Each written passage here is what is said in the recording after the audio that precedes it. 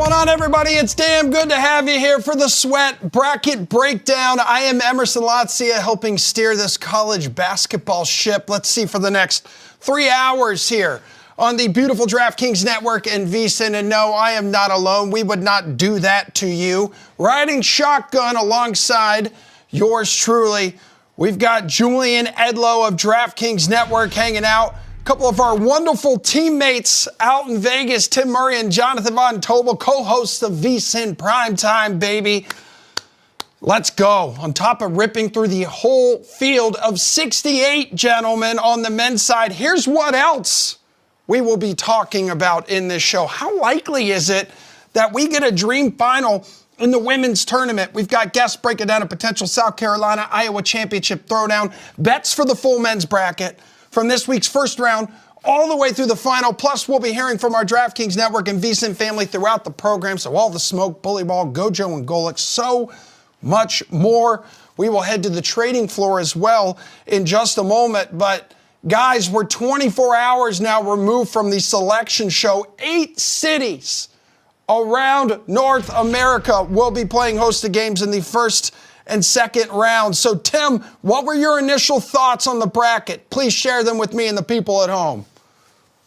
Yeah, and I think we're at the point, too, where, you know, we feel for the St. John's and the Oklahomas of the world, but at this point, all right, we got our bracket. It's time to pick some winners, and I think that's where we're moving on. I think initially for me, and I know this is something we're going to discuss, guys, is how in the world is the number 1 overall seed, UConn, facing, per KenPom, the best number 2, the best number 3, and the best number 4 in that East region. So fascinated to see how the favorite in UConn is going to work its way through the East region, sitting at 4-1 to win the national championship. So that was the one that jumped out to me, the fact that Auburn waits as their 4, Iowa State as their 2, and Illinois, who just wrapped up the Big Ten championship, is the 3 in the East region. What do you think, JVT? I got to agree with that, but I'll go to another path that really sticks out to me. I'm Houston. I mean, I'm really interested to see what Houston's going to be able to do with this path, considering that I think, no offense to our producer back here, Britton, who is a very big fan of Nebraska, but having that on that end, either Nebraska or Texas A&M coming out of there, and a path that I think is very manageable all the way up to a Final Four potentially against Tennessee. I think Houston, the last time we saw them, a little hit, touch or go, right? Didn't really look great, but I actually think the path sets up really nicely for the Cougars. So while we focus a lot on the path for the defending champs, I think a team that's flying under the radar, one of the 1 seeds, Houston, could have a pretty nice path to a Final Four appearance. All right, Jules, you're sitting there on your couch at home. The bracket is released, and what is going through your mind? Yeah, I mean, I'll echo what Tim said, because that was the first, bracket released, and it's like, okay, here's UConn, and then we get this list of just all conference champions that are tremendous seeds. If Auburn was the 2 or the 3 seed down in UNC's bracket, I'd have them going to the Final Four. Now they're going to run into UConn in a Sweet 16 game in Boston. Just the inconsistencies overall. And I know these guys are both Mountain West guys, Tim and JVT, saying that New Mexico had to essentially win to get in, and then they get an 11. Like, look at the other 11s. Duquesne is an 11 that snuck in winning the A10. And you have Dayton out of the A10 getting a 7 seed. They were supposed to be on the bubble. Just the inconsistencies. Kentucky's a 3 seed. I have some Kentucky futures. I love their path. I'm very happy about Kentucky and where they sit as that 3 seed. But them losing their first game in the SEC tournament and being a 3, whereas Auburn is a 4 that has to run into UConn in their 3rd game after winning the SEC tournament and being, net and KenPom. They're like a top 5 team potentially. So I just thought it was really, easy to say. We're not doing it. We're not on the selection committee. But I thought there were a ton of inconsistencies when this bracket was revealed. All right, so let's talk best, maybe easiest path here to the Final Four among the big dogs. JVT, who do you think has it? Yeah, I mentioned Houston, I think, and I think this alludes to what Julian is talking about, right, where it comes to Kentucky's path. I don't think that the South is like the toughest in the world, especially when we look at the side that Houston's in. So I don't think it's hard to look past that. I'll also say, too, guys, I mean, I don't hate the draw for Tennessee either. I think that Tennessee's in a situation out there in the Midwest, potentially matching up with Purdue a little bit later if they don't get upended early. But the path that they would have to go through potentially as well, especially in that bottom half all the way through the Sweet 16, I think Tennessee's got themselves a pretty nice nice draw as well. So I think those two would be the top of my list, Houston and Tennessee. All right, Jules, which region of the bracket you looking at here? Yeah, there's always a weird one where you wind up advancing a team that you didn't think you would be advancing. And for me, it's when you look at the West and you have North Carolina and Arizona there. Those are two really beatable teams, and we saw that as recently as their conference tournaments. So Baylor's a team that I like a lot. I didn't think I would necessarily have them going past Sweet 16, Elite 8. Then the bracket falls, and I think they have a great path to the Final Four. And I just filled out my first bracket a little while before we went on and wound up having Baylor in the Final Four. So I think that's one of those teams that I like. I didn't think I would have them making this deep of a run. And then you take a look at the bracket and you go, well, there's a lot of really beatable high seeds in this bracket.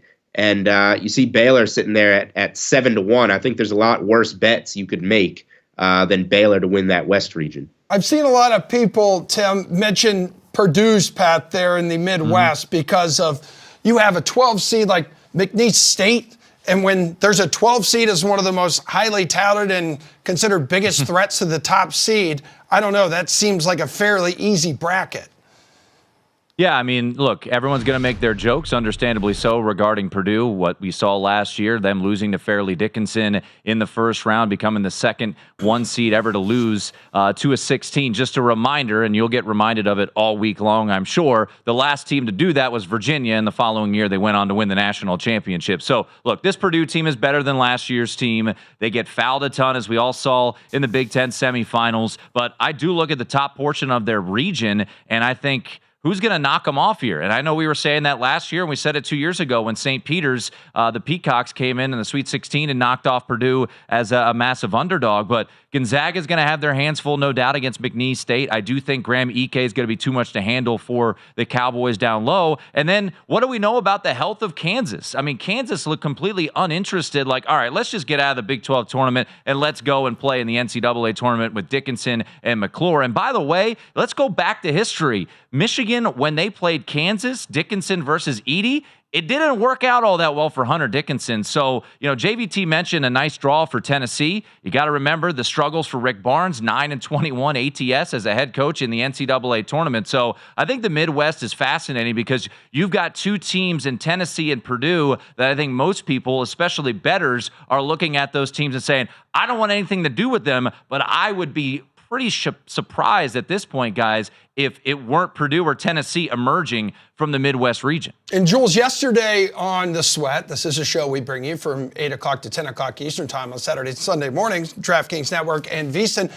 The one bet you were willing to make in terms of teams making the Final Four was UConn there, dude. And then UConn, that was before the bracket was released, is now part of this region, this bracket that's been dubbed the region of death here. So do you believe that they have maybe drawn the most difficult path to the Final Four? I did not see this one coming. I said that if there's anything that I would bet pre-flop, it is UConn at -110 to reach the Final Four. 2 games in Brooklyn, 2 games in Boston. If there was something where the odds were not going to get worse on us, I thought it was that. Well, now you can get UConn at plus money to make the Final Four. I did not see this one coming. They got a tough draw. Now, I still think UConn is by far the best team in the country. I don't know if they'll necessarily win it all. I do still think that they're going to reach the Final Four and get to Arizona. I would still play that at plus money. It gets a little more difficult having to play Auburn in the Sweet 16 with that draw. So, I got the movement wrong. I'm surprised that it went that way, that the number 1 overall seed didn't get a little bit better of a path. But I'll take the better number. I still, stand by the analysis, stand by the bet. The road's just going to be a little bit tougher. Yeah, how tough is that road, JVT, for UConn? Oh, I think it's really tough, and I'll throw in a team that I absolutely love because you're going to have to run into potentially Iowa State in that thing. And the Cyclones are absolutely fantastic when you talk about their ability to turn guards over, defend in the backcourt. Rebounding might be a little bit an issue for them, but we're talking about the top half, which is perfectly reasonable. But a team on the bottom that you might reach and face here late in that bracket, I think is going to be a problem too. So even if you make it past the teams that you're going to play, Auburn, you might be waiting for one of the best defensive teams in the country in Iowa State to have to get by 2 before you reach a Final Four. So I would say it's immensely tough in that East bracket. All right, guys. Well, on the women's side here, you have the Gamecocks, #1 overall seed. South Carolina, a perfect 32-0, looking to win its third national title since 2017. So Dawn Staley and her program trying to really establish itself as one of the premier in the sport. I mean, I'm excited because we get a chance to know what our path is to win a national championship. And all great teams, a lot of familiar faces that's in our region, but we have to take it one game at a time. And that's what we'll do on Friday, no matter, I don't know what time it will be, but looking forward to it. And South Carolina, the favorite to bring it all home, potentially on a path to clash with Iowa in the final. And you want to talk about a tough path to the title? Iowa and that region is going to be ridiculously difficult. We got tons more coverage of the women's side of the women's tournament coming up in the show. We are just getting started. We're going to start road tripping here around the regions coming up next, starting with the beast of the East, the elite list. The Huskies are making a run at when the Sweat Bracket Breakdown returns.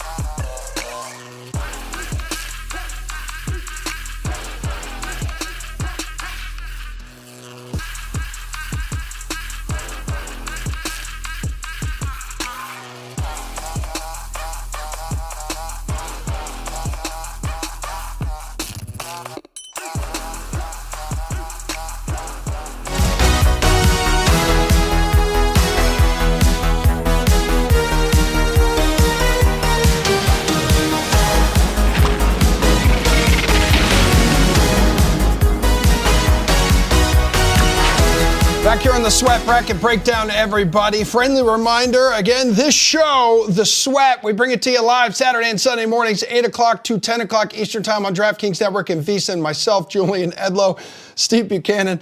That picture looks like we're, I don't know, part of a sitcom here, which we do like to have some fun. We like to share laughs with each other. It's like 2.5 men, but there won't be the one team out there maybe right now, Jules, that isn't laughing is Stetson. As we dive into the East region here, it's looking like an absolute gauntlet to have to get through for UConn. So Stetson's making its tournament debut and will be facing the Huskies here, the defending national champions, who are trying to make a run at this elite list, looking to become the 8th team in Division I to win back-to-back NCAA tournaments here, man. So what right now stands out to you in this matchup here that'll be happening at the Barclays Center? Yeah, well, we're talking about UConn's tough draw. Stetson isn't necessarily a part of that. Tough luck for your first trip to the tournament. But hey, you got there.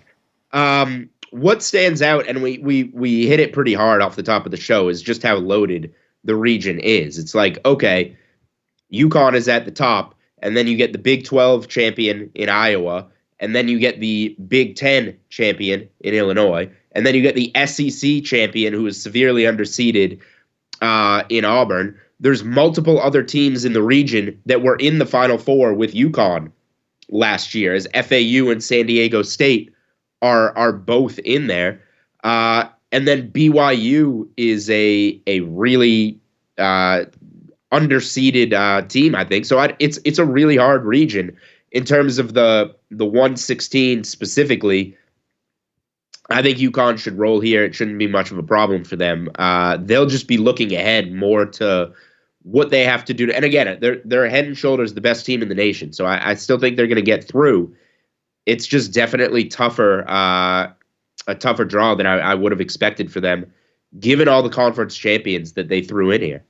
Yeah, it's a strong region, but no team in the country has looked as strong as UConn, Jules. As for that 8-9, so we're talking FAU and Northwestern here. A lot of people have FAU labeled them as kind of like a sleeper, if for no reason other than the fact that, FAU doesn't really lose NCAA tournament games in New York, if you look back to last year. So is there anything on your betting card right now when you look at these odds in this 8-9 matchup?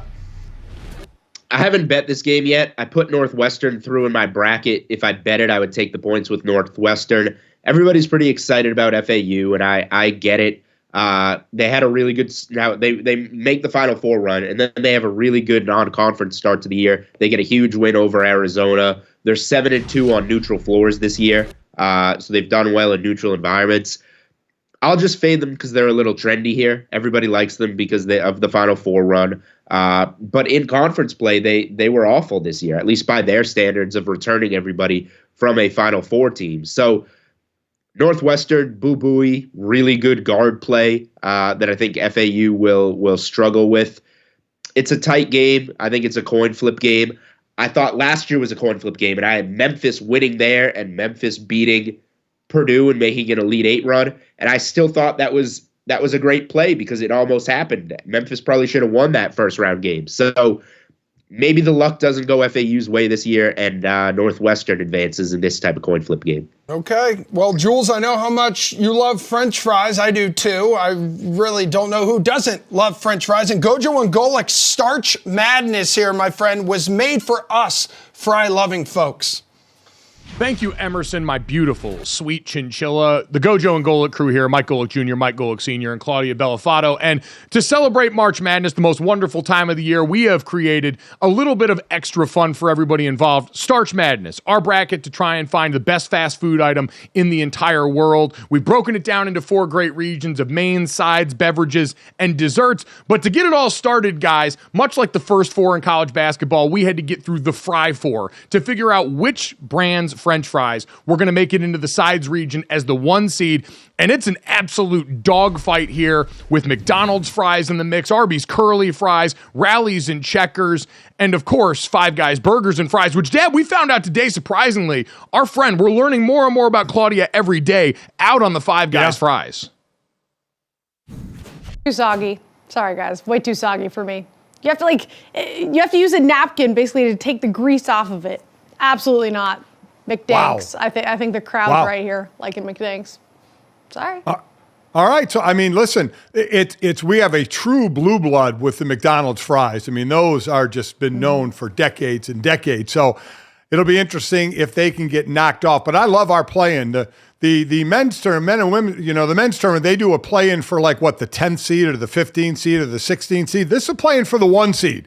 A 1 seed in the sides division. So we like to do a little bit different here on Gojo and Golic. So make your picks. Go ahead. It's all on you guys. Yeah, Echo Joan Golic on Twitter is where you can vote. The voting is going to be live, and obviously this is going to give way to the entire bracket's worth of fast food debates that are surely going to have everyone agreeing totally and being very civil about this entire discourse. But in the meantime, we need you to help bail us out. We were too big of cowards to pick a fry on our own, so we're leaning on democracy and the kindness of the internet. You guys go out and take care of that. Emerson, you take care of the rest of the show. Love you, buddy. Love you too, mean it. Yes, again, go to Gojo and Golic's Twitter, vote now. I'm happy right now. That's McDonald's Fries is in the lead, and I am a proud member of that McDonald's French fries party. When fresh out of the fryer with that perfect amount of salt here, baby, there's no debate of the best fries on the planet.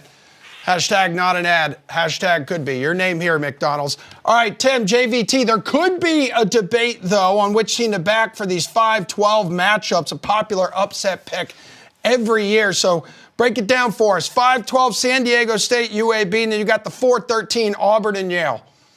Yeah, JVT last year, 4-0, 4-0 ATS, 4-0 straight up, 4-0 ATS for those 5 seeds over the 12 seeds. Now, that comes with a little bit of a caveat. San Diego State was nip and tuck with College of Charleston before ultimately prevailing and winning and covering, and same goes with Miami and Drake, which still pains me to this day because I had Drake plus 2.5, and they were up until they weren't. But this 5-12 game immediately jumped to us when we were on the air last night on VSiN, and I think you and I are going to be similar. UAB catching 7 at DraftKings.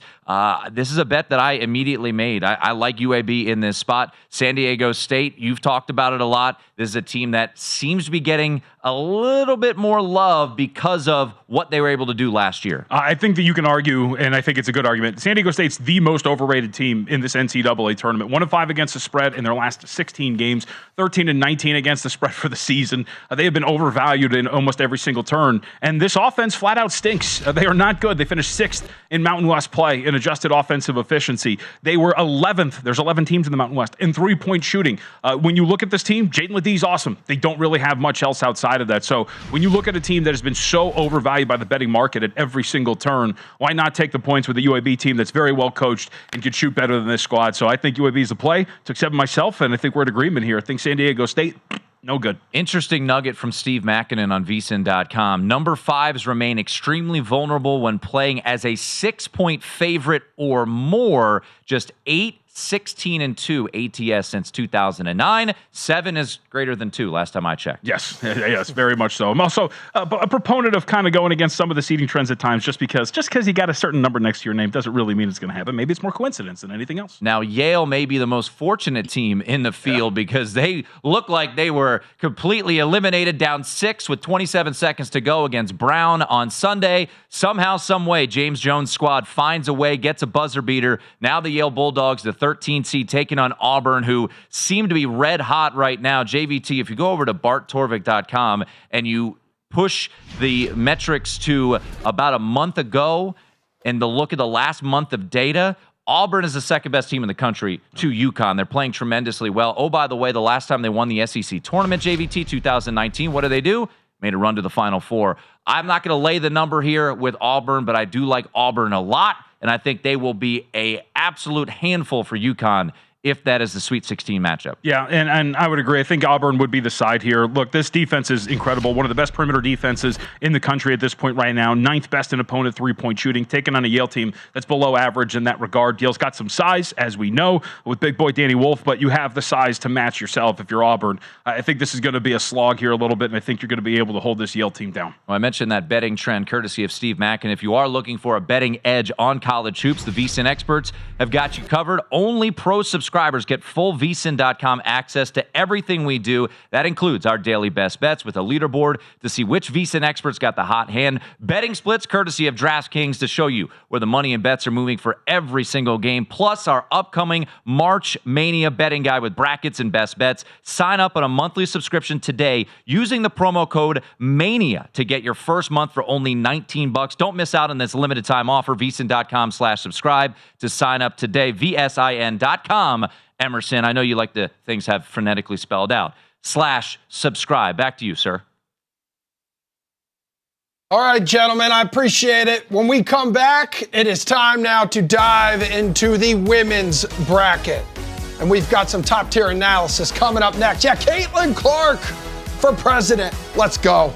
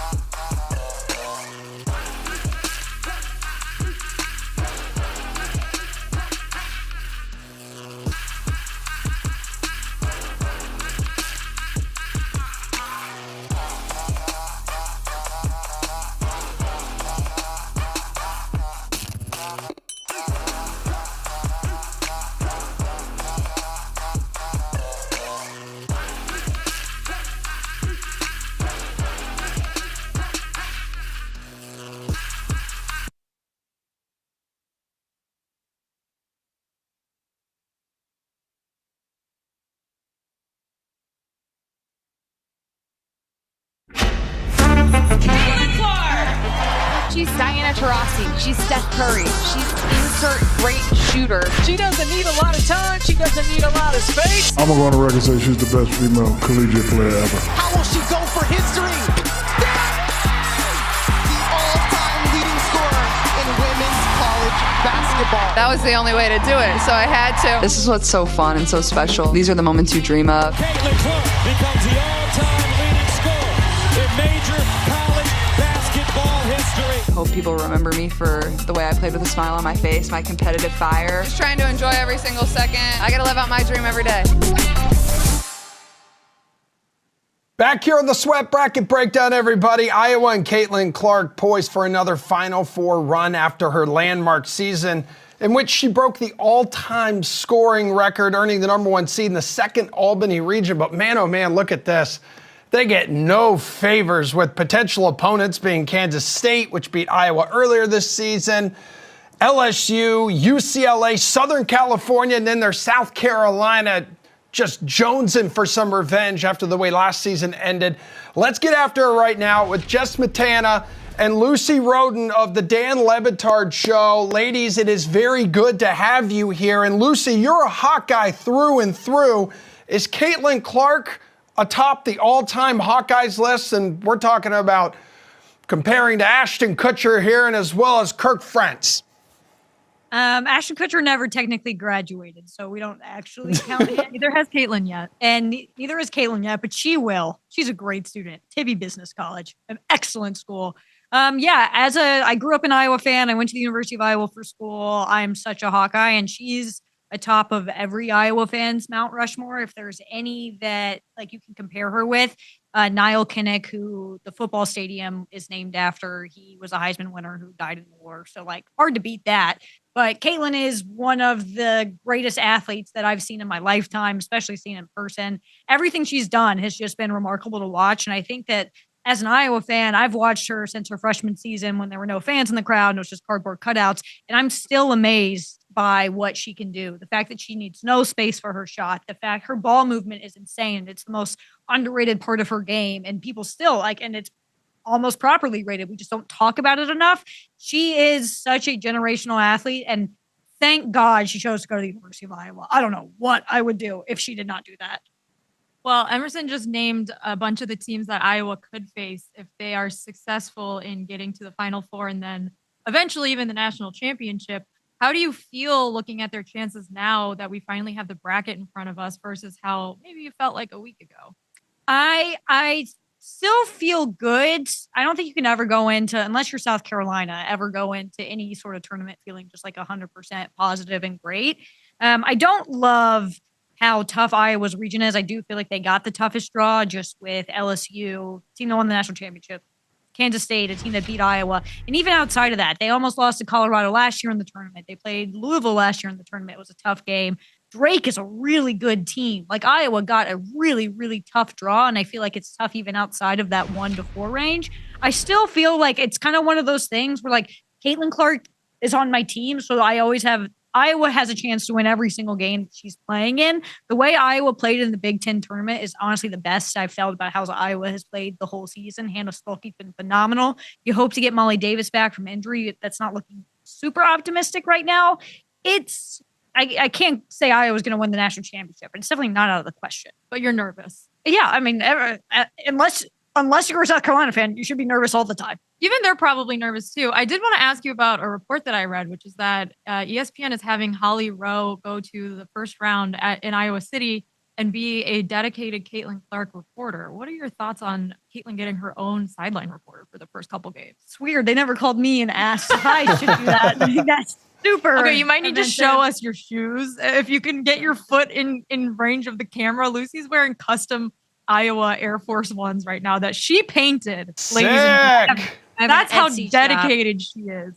So you're into the Holly Rowe? I'm not dedicated reporter? I'm not into it. The thing with there are so many good matchups opening round of this tournament, and not that I don't think Iowa will play good games against potentially, West Virginia, Princeton. It just feels like maybe that's not something that needs to be done. And if it is done, okay, why don't we word it as the Iowa team reporter and not so much the Caitlin reporter? I think just brings a lot of unnecessary attention to the situation that Caitlin's got the biggest target on her back of anybody in women's college basketball this year. It just got bigger. And like, there's so much mass appeal around Caitlin Clark. I get it. I'm the biggest Caitlin Clark fan. Like, I totally understand. I just feel like those resources probably could have been used elsewhere. And instead of having the Caitlin Clark reporter, why don't you have a sideline reporter at the game and they can give the updates to SportsCenter or whatever you need. The specific Caitlin Clark reporter, this is a 68 team field.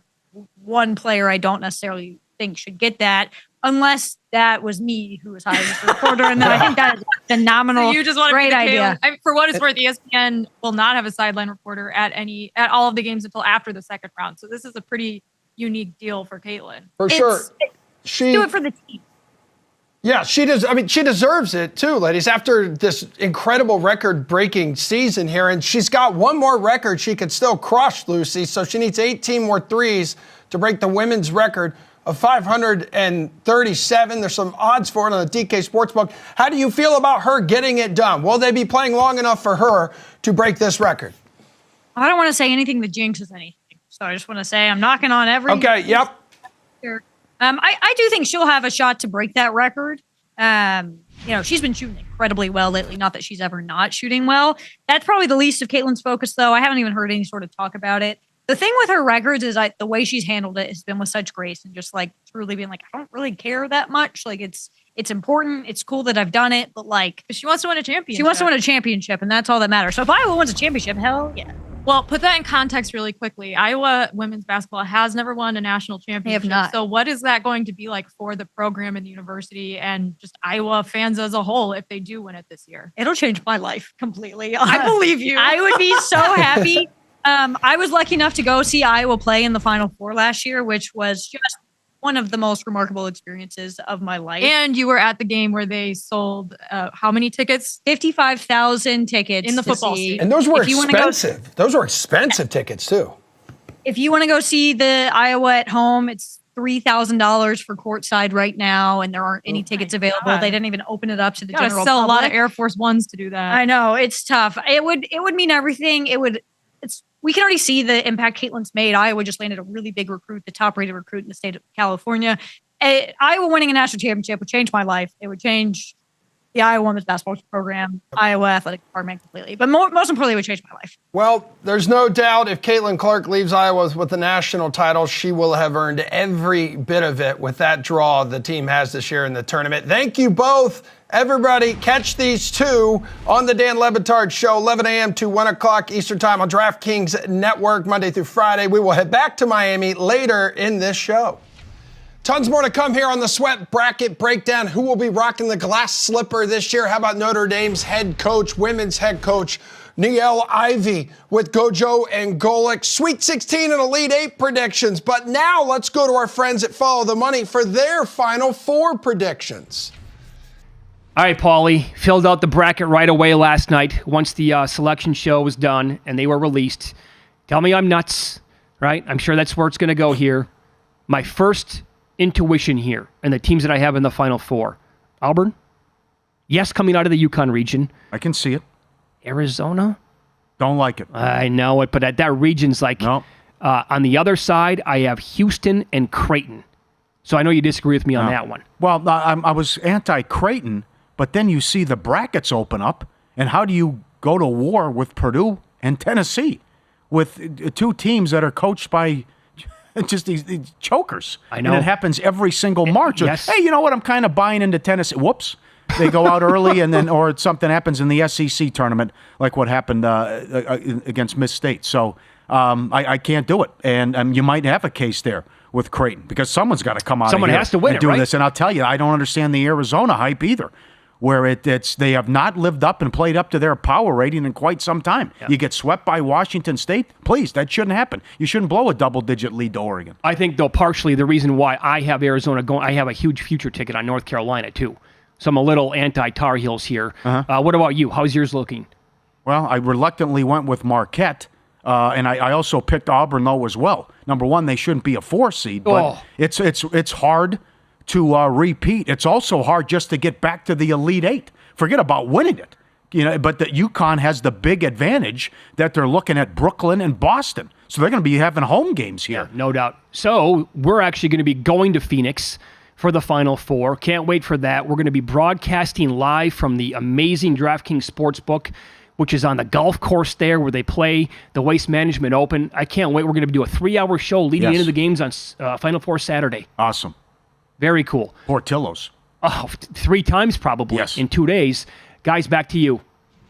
Don't forget, you can catch Follow the Money live weekdays on DraftKings Network from 7 to 8 a.m. Eastern Time and then 7 to 10 Eastern Time. Full 3 hours on VSiN. Coming up next, we're going to tap into the Midwest region.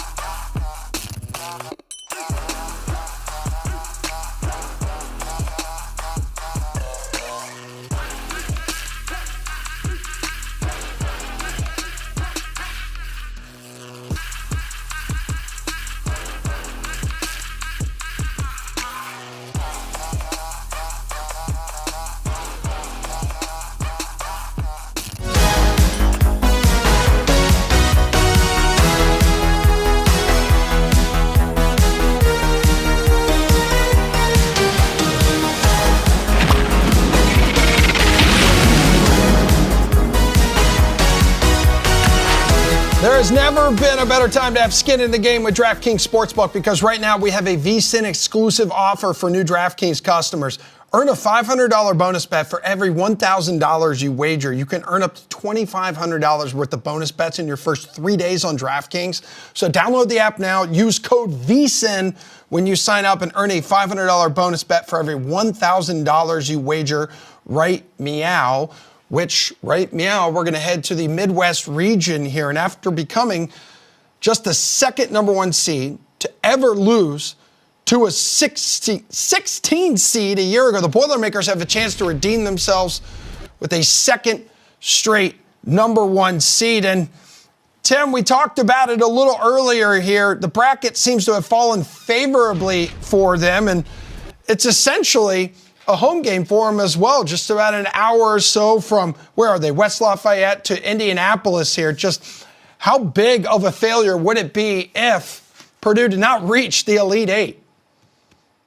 Yeah, it would be pretty significant. I mean, look at Gonzaga as their 5. Kansas, certainly no slouch there at the 4, but dealing with injuries. We can get to their first-round matchup against Samford. But, look, the pressure's going to be on Matt Painter's squad. They've never reached the Final Four, even though you think back to 2019, it was a miracle play that got UVA to force overtime and then ultimately win that game in overtime to get to the Final Four. But look, I mentioned it earlier in the show. This Purdue team is better than what they were last year. Zach Edey, once again, going to win Player of the Year in the country. But Braden Smith, big-time guard. I like their guard play here. Lance Jones, Fletcher Lawyer as well. So, look, until they get it done, we won't fully believe it. And, TCU, if they're able to surpass Utah State, a game we'll get to here shortly, could give them some trouble there. But, look, this is a Purdue team that no doubt it would be a massive disappointment if they're not playing in Detroit in a couple weeks. Yeah, Jules, what do you think here? We're also touching on just the top chunk of this region. So we're talking 8-9, Utah State, TCU. We have the 4 versus 13 with Kansas and Samford. And then there's that 5 versus 12. Gonzaga and McNeese State, labeled by some as the best first-round matchup, although this has not been your vintage Gonzaga team. Yeah, if we're just looking at the top half of the bracket, I do like this draw for Purdue. Now, I think that they could have some trouble when we get to those bottom 2-3 seeds. But, Purdue has been playing like a team that wants to have that Virginia narrative all year. The team that loses to the 16 comes back and kind of proves themselves. And they have very improved guard play, which I think is really going to help them not be the team that they were last year in the tournament. But they're going to cruise in the first round.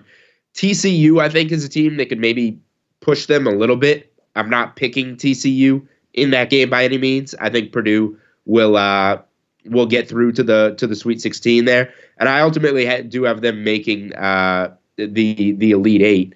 I think they'll get through there. Gonzaga, McNeese, exciting game, but unless Kansas is fully healthy, that's really the only team that I could see taking them down. And Kansas just hasn't been the same team this year, and they don't have any depth. So I do think Purdue will come through here and make an Elite Eight run. All right, JVT, any of these 4 games here in the top half of the bracket stand out to you? Yeah, as a Mountain West guy, Utah State, TCU right there, I think this Utah State team is fading a little bit. They're 1-5 against the spread their last 6 games.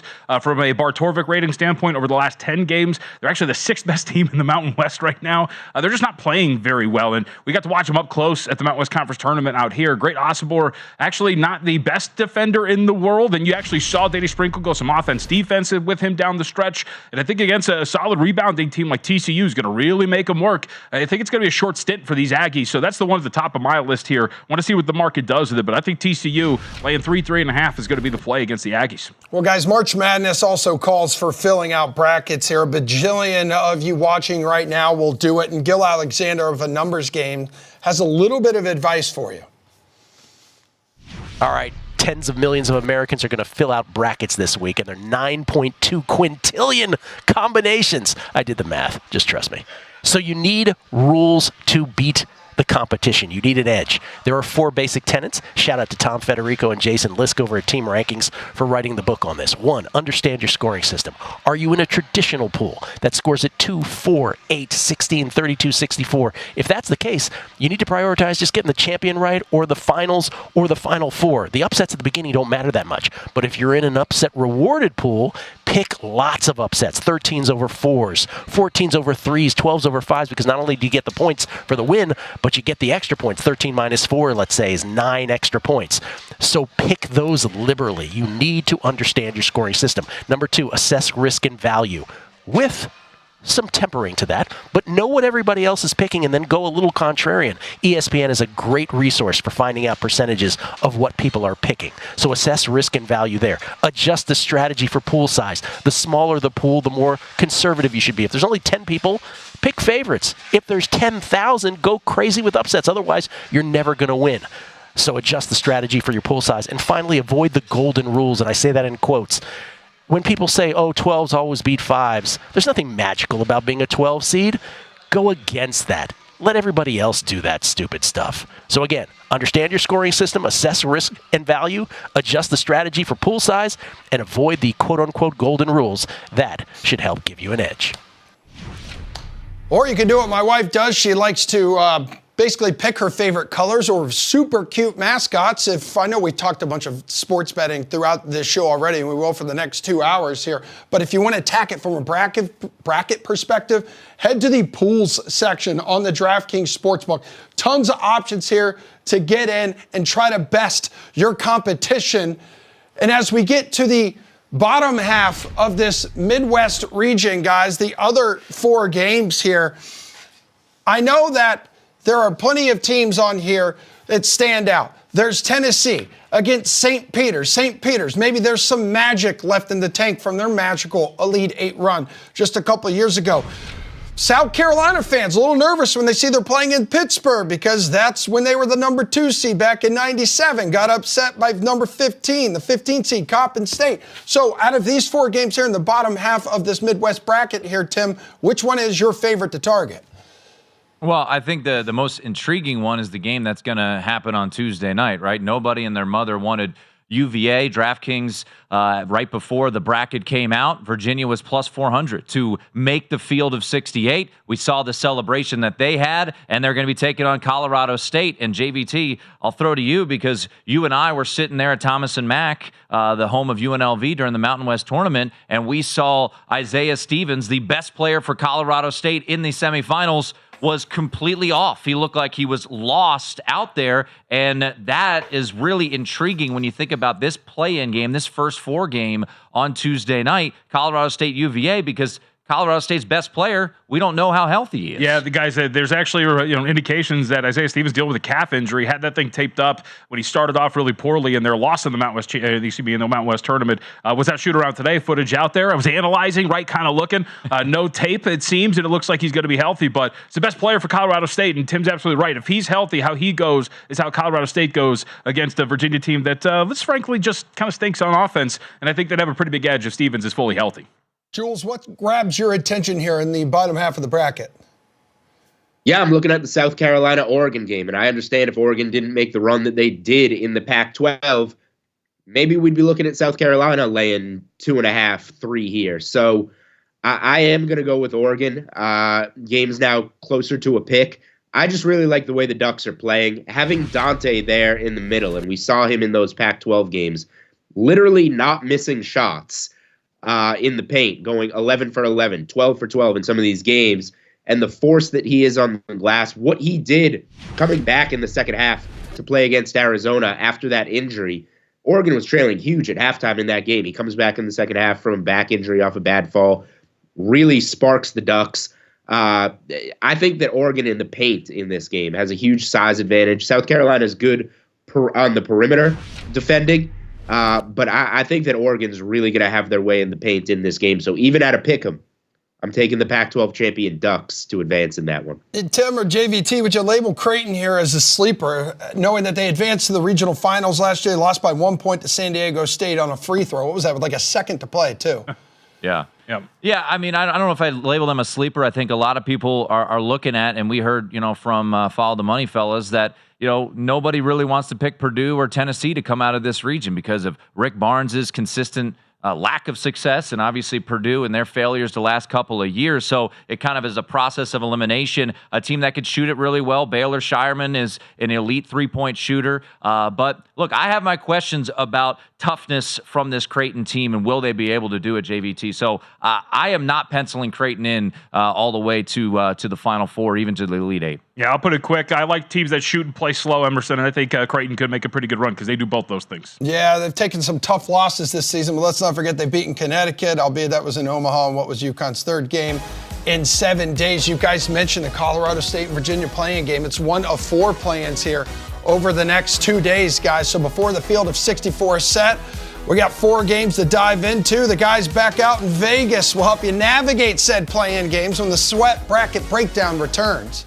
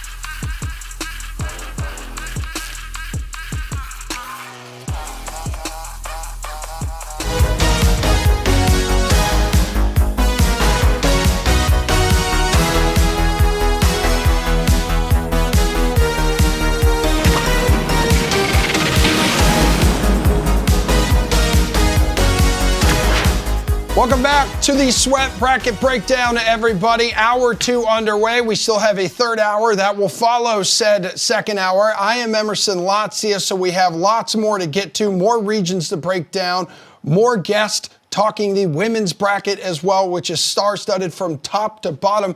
But also going back to the men's side, FAU, the only team from South Florida in this tournament, the men's tournament this year. And you know what's located in South Florida? The Le Batard Show. They have something to say about the Owls. Salute the hoop, baby.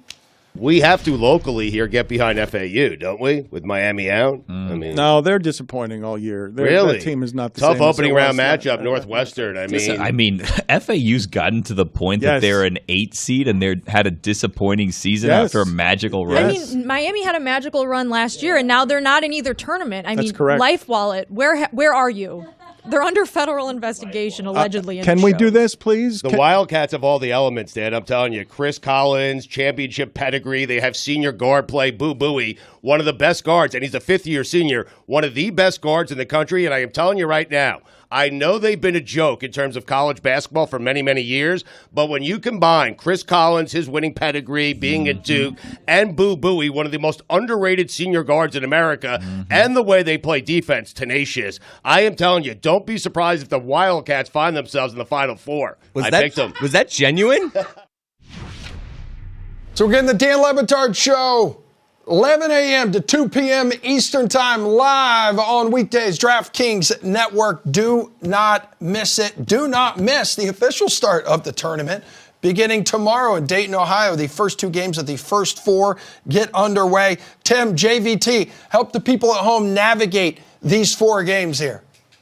Yeah, we saw a lot, Emerson, from the bubble, all these bid snatchers. Very rarely do we see 10 seeds playing in the play-in or the first 4. They like to be called the first 4, JVT, not play-in. But I want to start with the final game in Dayton because to me this is the most intriguing. We've got Colorado, Pac-12 tournament, runner-up against Boise State. And Boise State from the Mountain West, we've talked about it a bunch here. You and I follow this conference, bet this conference a lot. Boise State, Boyd, if you saw the video, very disheartened to hear that they would be headed to Dayton, and a lot of folks out there trying to figure out why. I totally respect it. However, they got to turn around and pay attention to Colorado. They're a 2.5-point underdog here, JVT. I think this is a tremendous matchup. If you look the past month, since February 17th, these 2 teams are both top 25, according to Bart Torvik. 21st for Boise State, 15th for Colorado. So it does feel like both of these teams, JVT, are peaking at the right time. Yeah, and this is as close as you can get to a coin flip, man, when you're talking about obviously what we've seen with the point spread. But if you just look at them statistically, right, you have a Boise State defense that is great on the glass. You've got a good offensive rebounding team in Colorado. You've got a great Boise State perimeter defense. You've got the best shooting team in the Pac-12 in Colorado. You know, you could flip this. You can go Boise State, the best offense in the Mountain West, taking on a pretty solid Colorado defense. But I think that's where you kind of get the difference here. If Boise State's going to come out and be what we expect them to be, Tim, this was a Colorado defense that at times in Pac-12 play had some slip-up. So emotionally, it might be a Boise State team that's a little let down. But you can look at that 2 ways as a handicapper. You could say they might not be excited to go to Dayton, or they might be excited to go to Dayton and say, F you, we deserve to be a little bit farther along here. Let's go out and get a really big win. Yeah, on the flip side of that, you've got Virginia, who not many people anticipated to make this field. As I alluded to, DraftKings Sportsbook had them at 4-1 to make the field moments before the bracket was released. Jubilation in Charlottesville when they heard their name was announced. So they are very excited to be headed to Dayton. And once again, we'll return back to what we talked about in the last hour of the program. To me, it all comes down to what is Colorado going to get from Colorado State, that is, going to get from Isaiah Stevens. They're a 2.5-point favorite, JVT, against Virginia. Isaiah Stevens looked completely lost in that semifinal game against New Mexico. I was on Colorado State in that one. I thought it might be a little bit of a letdown for New Mexico. Not the case, but I think more of it had to do with Colorado State. And lastly, this isn't analytically backed, but doesn't it feel like year after year, the team that we spend 24, 48 hours saying, they didn't belong in here, ends up winning a game or two? I remember a couple years ago, Syracuse, I spent I did a whole diatribe on that. Hey, they don't belong here. And they made a run to the Elite Eight. So Virginia, that us against the world mentality, they're going to ugly it up. You saw that total just flash up there, 120.5. Yeah, it seems that Isaiah Stevens is healthy, didn't wear tape at shoot-around today. So I think that for me, it's going to be Colorado State. One of the low-key good things about Colorado State, outside of their guard play led by Isaiah Stevens, is the fact that this is one of the better defenses in the Mountain West, especially along the interior, taking on a Virginia offense, which is 310th in the country in two-point shooting. They got nothing. Is that good? Inside. Yeah, no, not at all. So I think this is a team that's not going to force the issue at all on offense, and you get good guard play for Colorado State. Now that we know that Stevens is healthy, let's go Rams. First game of the NCAA tournament will indeed be Wagner against Howard. Wagner, the champion of the NEC, the Northeast Conference, which is,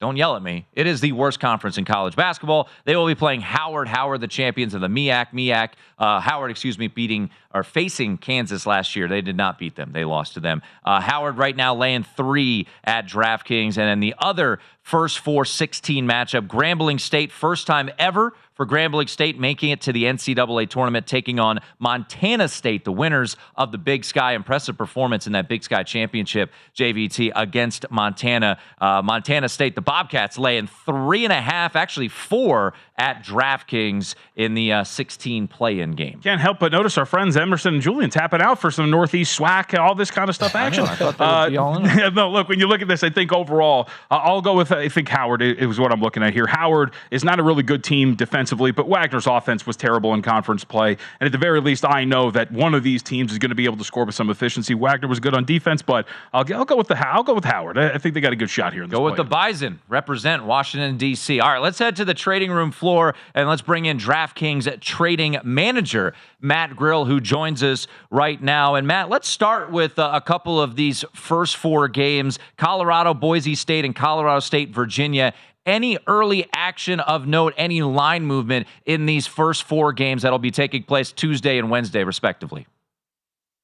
Yeah, hey guys, heard you talking there about Virginia sneaking in the tournament. There's always that one team that once they get in, no one thinks they should be. They make a run, but the bettors have been going against them. This game's ticked up to 2.5, 3 in some spots out there.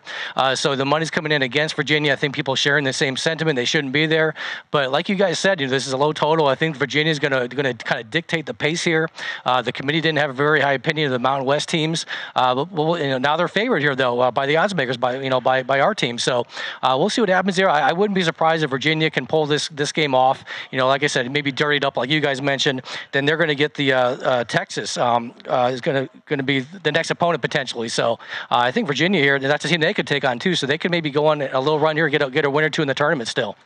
Matt, when you look at now we've had about 24-ish hours, we're coming up on it for these games being posted in the round of 64. What are some of the notable wagers and line movement we've seen?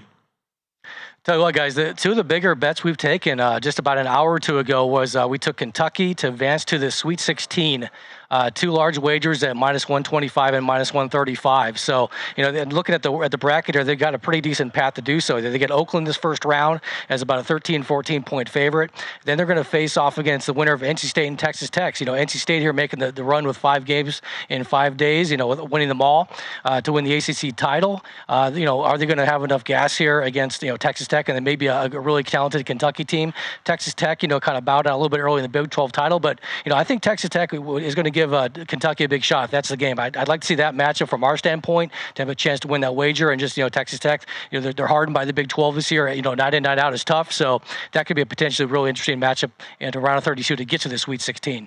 Great insight. Matt Grill, DraftKings Sportsbook trading manager from the DraftKings trading floor. All right, let's head back to Boston, bring in Emerson Latzia. I know we've got some trends to keep an eye on here, guys, as we head into filling out those brackets. Absolutely. And Jules, I know you've been looking at these quite a bit here over the last day or so, especially when we're looking at seeding trends. Everyone thinks, oh, man, we got to really look at that 12-5. Turns out it's really no different than 11 or 13 seed upsets here. What is a trend? What is the one trend that has your attention the most, that has really grabbed you?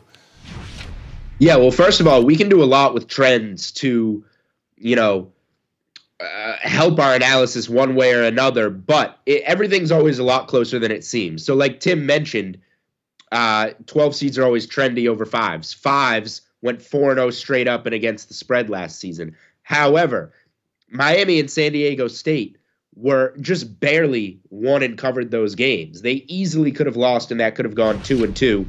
And of course, they win, and San Diego State and Miami both wind up in the Final Four. That's why it's called March Madness. I'm looking at this in terms of some of the bigger favorites. 2 seeds. This is one that I thought was really interesting on the VSiN website. 17 is the magic number in terms of points to lay with 2 seeds. Since 2005, when a 2 seed is favored by 17 points or more, they are just 13, 23, and 1 against the spread. That's 36%. So you don't want to lay more than that. When they're favored by less than that, 2 seeds favored by less than 17 points, they're 28 and 2 against the spread since 2007. So it's all about the number. It seems like that you're getting there with 2 seeds. That one I found really interesting. 5 seeds were really on a skid for a while, though. We talk about how the 5 seeds did really well last year, going 4-0. Why people like betting 12s? Previous to that, it was an 18, 31, and 3 against the spread run for 5 seeds. So those were just hitting at 36%. That's another one from the 5-12 matchup that caught my eye. Yeah, and a 5 seed never won the title. How about this one too, Jules? Since Ken Palm Analytics began in 2002, every national champion but one has been top 25 in both offensive and defensive efficiency. This year, those 8 teams, Arizona, Auburn, Connecticut, Creighton, Houston, Marquette, North Carolina, and Purdue. So another trend to keep in mind, folks. We've hit just the tip of the iceberg when it comes to the East region. So after this break, we're going to tackle the rest, including Iowa State, who, believe it or not, folks, were much closer to being a 3 than a 1.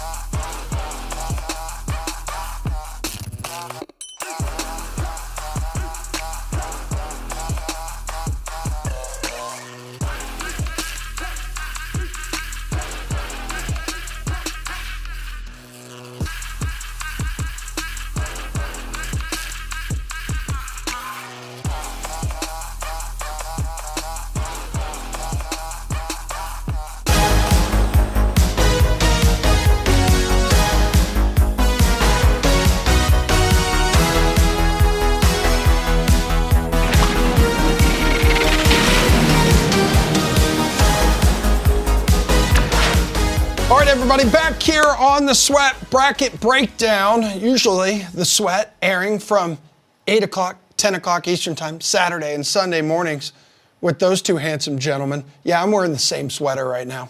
There's nothing wrong with that. No reason to wardrobe track me here, people. Steve Buchanan, Julian Edlow. Everyone's like, man, where's VSiN Primetime? I want to watch those guys. Don't worry. Don't worry. They're here. We put them on a fancy graphic as well. All right, Tim Murray, JVT, hanging out with us here up until 9. Look at that, huh? You two are intense. You're dialed in, and words you say help the people at home feel a lot smarter. So now they're all listening, and they're dialed in because we're going to hit a few more games in the East region here, gentlemen, including with you too as well, Julian Edlow. So we're looking at Illinois, Morehead State, we got the 3-14, we got the 6-11 BYU Duquesne, 7-10 Washington State Drake, 2-15 Iowa State and South Dakota State. And I know, Tim, there may have been some beef out there with some folks thinking Iowa State, after that dominating win in the Big 12 championship game, why were they not a 1 seed? Turns out the committee had them closer to a 3 than a 1 here. So maybe they play a little bit more pissed off. Maybe, yeah. They were, I mean, I don't think many people anticipated the butt whipping that they handed to Houston. I don't even think Houston was capable of getting smashed that badly. But I want to look at that 7-10 matchup because the eyes in Iowa could be smiling at a Drake versus Iowa State second-round matchup. Drake, of course, being located in Des Moines, Iowa, and Iowa State in Ames, Iowa. I really like this Drake team, and you know we've talked about it a little bit in the 12 versus 5 situation from a year ago. Drake was a 12 seed, a popular 12 seed, got bet from 3.5 down to 2.5, leading 55-48 over Miami, and then got outscored 17-1 to close out the game over the final 5 minutes. I think Drake gets their revenge. You know, it's funny. Everybody talked this year and spent so much time talking about Indiana State and Kareem Abdul-Jabbar, Robbie Avila. You know who won Player of the Year in the conference? It wasn't Kareem Abdul-Jabbar. It was Tucker DeVries. He's the best player in this conference. He was better this year than he was last year, averaged over 21 points per game. And guys, remember this. In that game against Miami, Tucker DeVries was dreadful. 1 of 11 from 3, 1 of 13 from the field. Worst game of his collegiate career came in the NCAA tournament, and we've seen a flip of favorites at DraftKings on this particular game, so I'm going with that. I think Drake is the right side. When we were on the air last night, JVT, it was one of the first bets that I placed was Drake plus 1.5. They have flipped to the favorite. I still think that cheap money line price is a play. I think Drake is the rightful favorite. Washington State, what Kyle Smith has done so far this year, guys, was phenomenal, but I think Washington State is showing who they truly are. 3-3 over the last 6 games, Emerson. I've taken Drake to take on Iowa State there in a battle of Iowa in the second round. All right, JVT, what's pulling you in when you look at these 4 games? I mean, Iowa State's kind of pulling me in. South Dakota State, low-key in conference play, turned the ball over at a pretty below-average clip, and Iowa State's a pretty good team at forcing those turnovers, one of the best in the country at forcing turnovers with that backcourt, and a big backcourt at that, led by Keyshawn Gilbert. So I think when you look at the ability for Iowa State to do that, and by that extension, getting their offense, which has been pretty subpar in Big 12 play, kick-started with some transition opportunities, and you mentioned maybe a little bit more motivated here, but I think a matchup really works well. South Dakota State at times has been a little turnover prone, and against Iowa State, that's going to be a problem. And this team's been undervalued all year long, guys. This has been one of the best cover teams in the country all season. I think this team deserves a little bit more respect, and we're kind of seeing it too from the committee standpoint and from a betting market standpoint. Yeah, Jules, this region is straight up nasty from top to bottom here. So what do you like among these 4 games?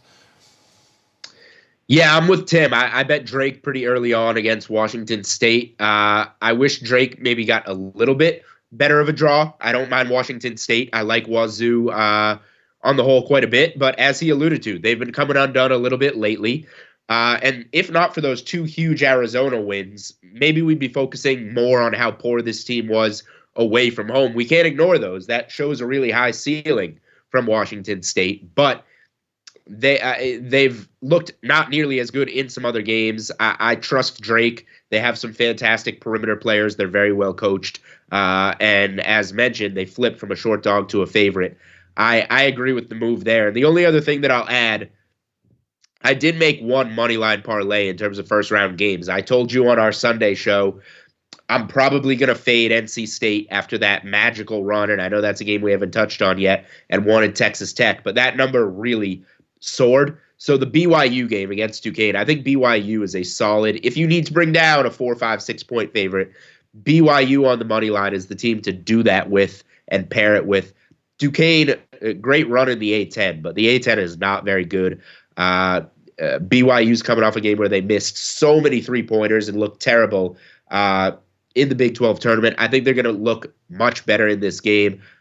Big number to cover, but I think they're going to beat Duquesne, and they're a very solid money line parlay piece to use. Duquesne back in the tournament for the first time since '97, by the way, coached by Keith Dambro, who coached LeBron James in high school. He had his retirement press conference, I think it was this morning. So he will be retiring when Duquesne's run ends in the NCAA tournament here, gentlemen. In terms of East Region futures, when we're looking, and I'll start with you, Jules, Sweet 16 and Elite 8. Right now, any of these futures, which one are you most confident in when we're talking Elite 8 and Sweet 16? Yeah, this is one that I couldn't really get anything for Elite 8, Sweet 16 bets because Auburn's going to be there, but I don't love the price. It's a little too steep on Auburn. At the bottom of the bracket, I don't feel quite as good. And UConn is a team, if you're going to bet them on the price, you pretty much have to go Final Four. You're laying a lot of, the Sweet 16 price is absurd. Elite 8 is getting steep. I think Elite 8 is like minus 160 range on UConn. So you're getting them kind of at a shorter money line against Auburn. But I think a lot of people are going to pick Auburn in that game. I'll be UConn. But I guess if there's one thing, it's depending on price. And if you can get it like minus 160 range for UConn Elite 8, I would take that. But this is one of the brackets that I'm not as strong on when it comes to Sweet 16 or Elite 8 futures. Okay, JVT, I'll give you about 20 seconds here. Whose price is most intriguing out of this region for Sweet 16 Elite 8? I think you can make an argument for Illinois because their offense is so good. The problem is their defense isn't, and you could actually get upended by Morehead State, which is a pretty popular one. I think that's probably where I'd go to first, a high upside offensive team like the Fighting Illini. All right, Tim, anything real quick you want to add? Yeah, I like Auburn. I think Auburn wins this region, so plus 380. And if you want to take a long shot flyer, Drake at 14-1 to make it to the Elite 8.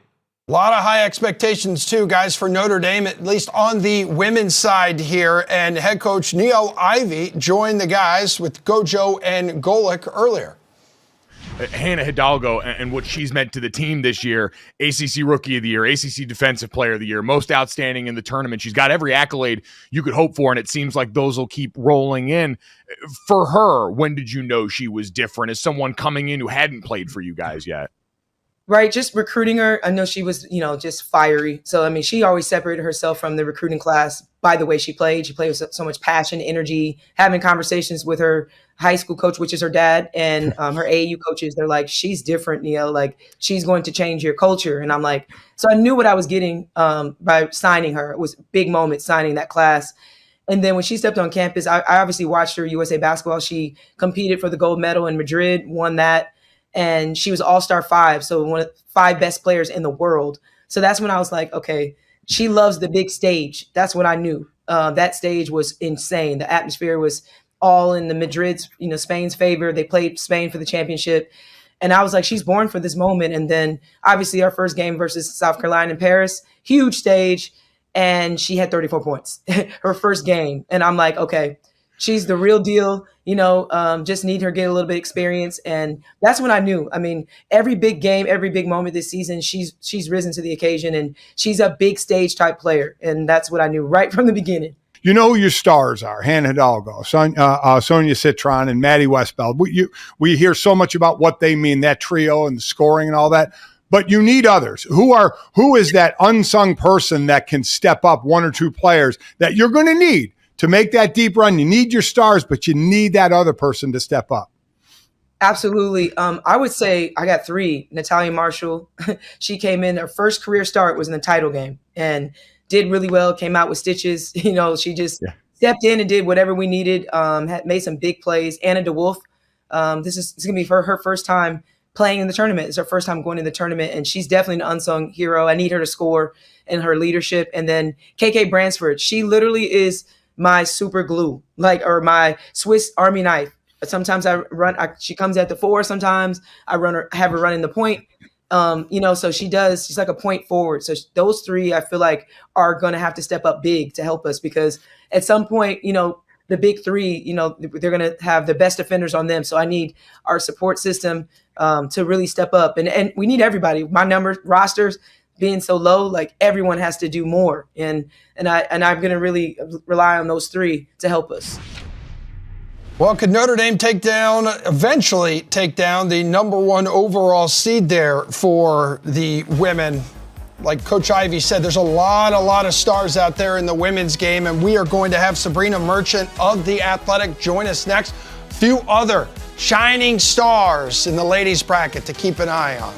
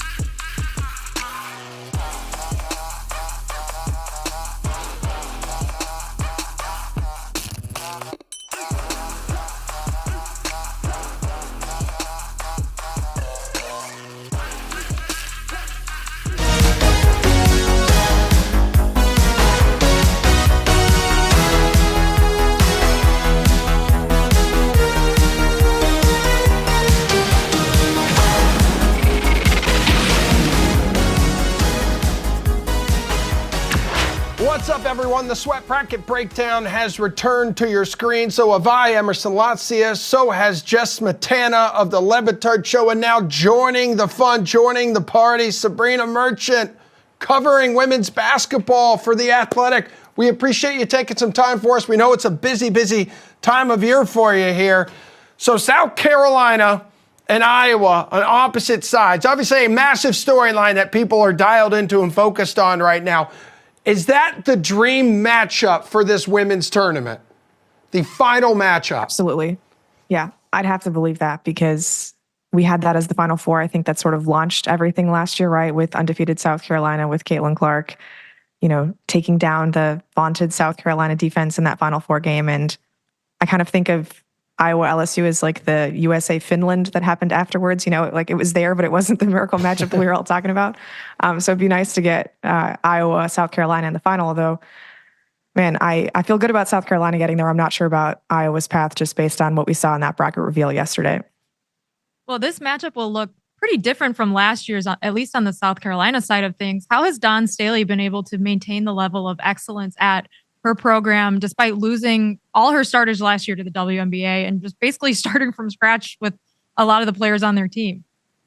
Yeah, it's I think one of the most underreported stories in college basketball this year, which is strange considering they've been the number one team since the second week of the season. And we've been talking about South Carolina.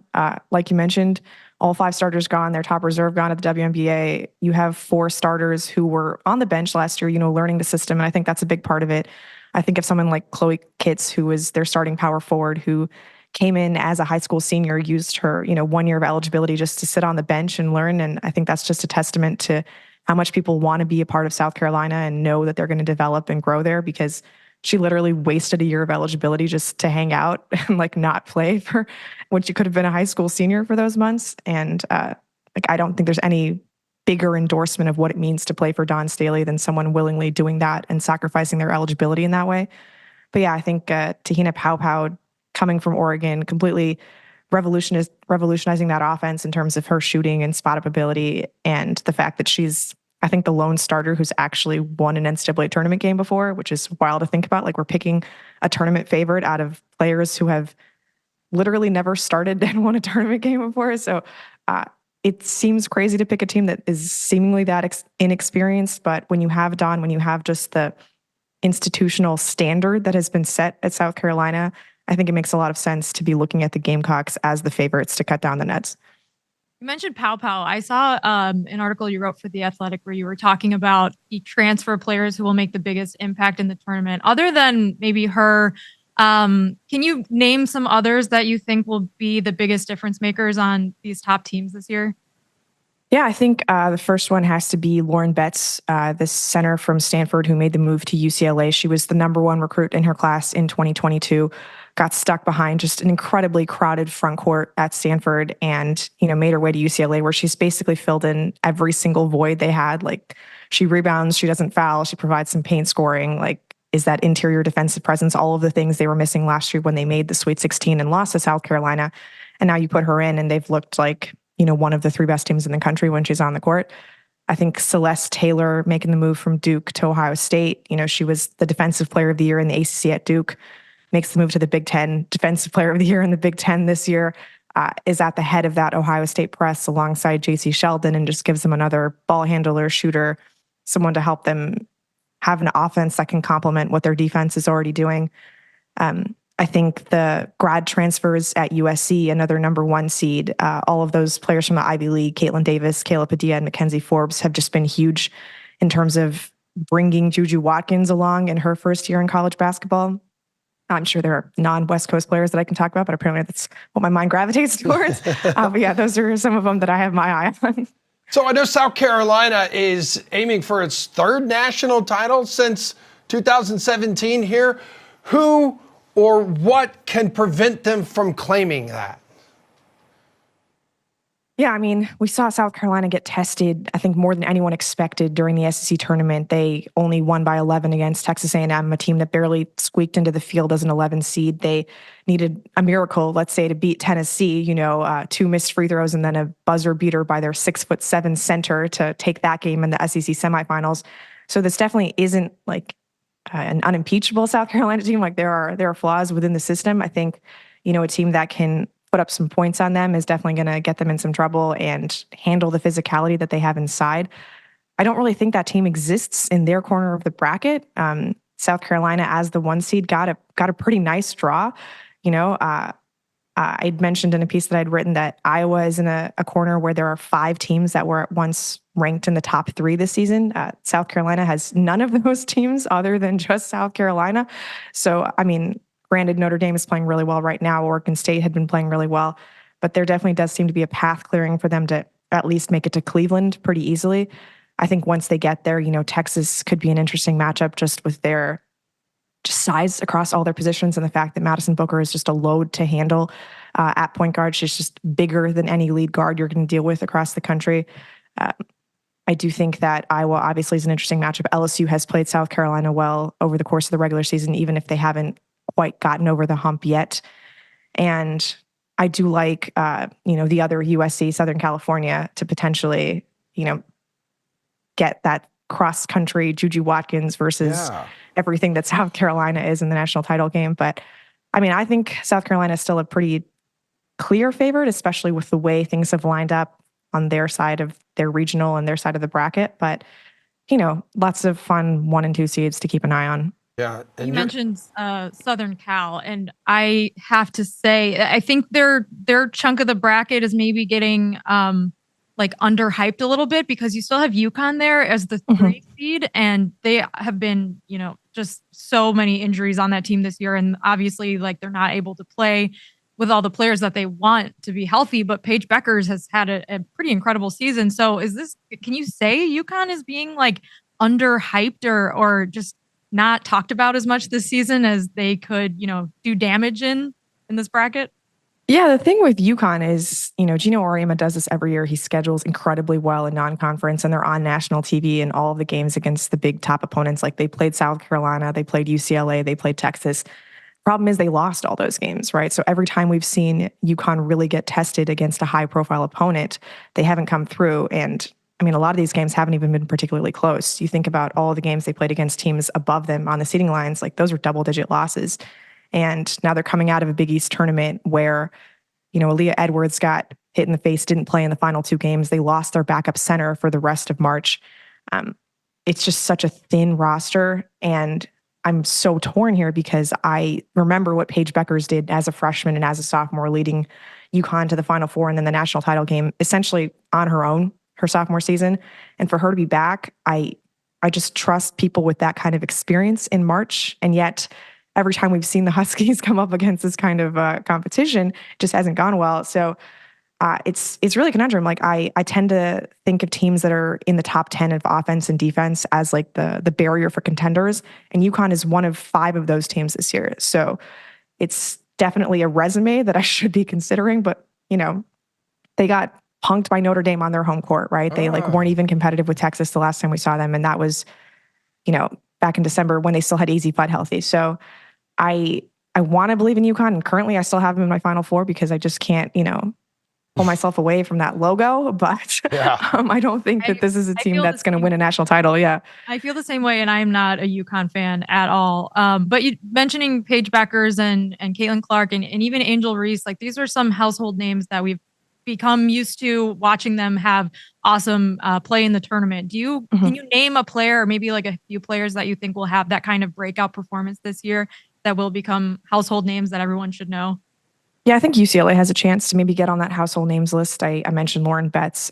Kiki Rice, their sophomore point guard, was the number 2 recruit in that class, and I think has a chance to really make her name known if she has a strong tournament for UCLA, especially because they're going to be in so many high-profile matchups in that corner. I think Cody McMahon for Ohio State, another sophomore who had a really good March last year when Ohio State made it to the Elite Eight. If they can take another step further and make it to the Final Four, she's just a really fun, dominant, smiling all the time type of player. And she's going to, make her way onto a lot of people's televisions if Ohio State has a long run. And then Hannah Hidalgo for Notre Dame, right? She was, I think, one of the stars of opening day of the college basketball season when she, was really the only one on Notre Dame who was taking it to South Carolina in that opening matchup against the Gamecocks in Paris. But, she led her team to an ACC tournament title. She is the nation's leader in steals per game. One of those players who literally doesn't take, not even doesn't take a possession off. She doesn't take a second off on the court, always working, always hustling. And the fact that she smiles at her opponents after she takes the ball away from them, I think is just a wonderful trait to have. So Hannah Hidalgo is another player who I think could make a big splash during this tournament. And we will talk to Coach Ivey coming up later in this show about the talent that Hidalgo possesses. Sabrina, thank you so much for hanging with us here on the Sweat Bracket Breakdown. Jess, we need you to talk some Notre Dame coming up later in this program as well, so do not go anywhere. For now, though, folks, let's head south. Houston, do we have a problem? We're visiting the South region when the Sweat Bracket Breakdown returns.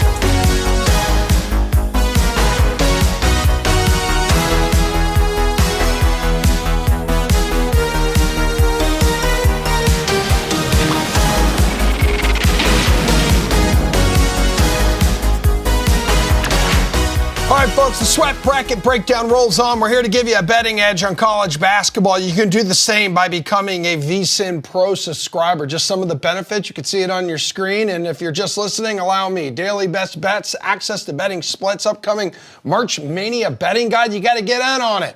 Limited time offer right now, $19 for your first month. Use promo code MANIA. So vsin.com/subscribe.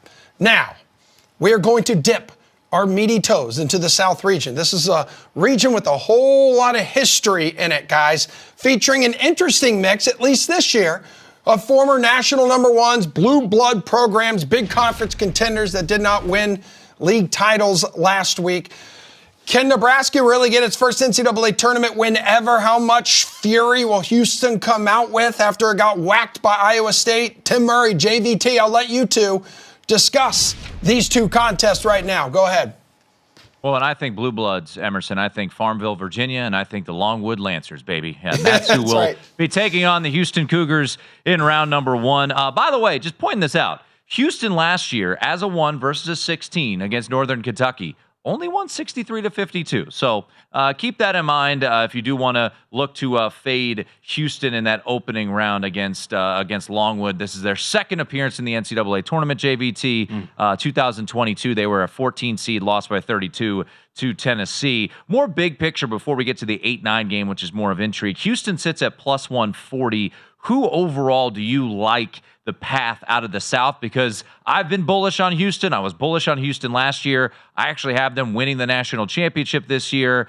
I don't know if plus 140 is a great price. You might be able to find a different couple of spots to maybe, if you want to roll it over. But big picture South region, is there anyone jumping out immediately? Outside of Houston, I find it hard to really make a strong argument for anybody else. I guess you could go with a team like Marquette. Kolik's going to be fully healthy. Marquette's sleeping on him a little bit. And then you look at a team like Florida, maybe gets hot offensively. But Houston's got a really nice path as they move forward here, both against Longwood and the other teams that they would face along the way potentially as they move on throughout. So you go a little chalky to win the South. I think it makes some sense for the Houston Cougars. Now we should point out, Juwan Roberts, how healthy is he? Only played 20 minutes over the last two games. The Big 12 tournament, shin injury limited him there. So maybe that's something that kind of comes around as you start to play a lot more games, especially condensed ones, right? You play one day, get day off, and then you play again. But I think overall it is hard to point to any other team outside of a Marquette or maybe a Florida to come out of this thing. The 8-9 game is very fascinating. You look at the point spread, JVT, it has moved quite considerably. Open Nebraska 3, and right now at this very second, it is sitting Nebraska -1, -105 at DraftKings. So we might be headed towards a pick sooner rather than later with this Texas A&M Nebraska game. Old Big Ten foes back in the day, and now Nebraska, of course, Big 10 or Big 12 foes, and now Nebraska sitting in the Big 10. But I look at this game and you wonder if Texas A&M can bully this Nebraska team on the glass. 31st, JVT, in offensive efficiency for Texas A&M. However, they are 345th in effective field goal percentage, 353rd in three-point shooting percentage. So how do they get their buckets?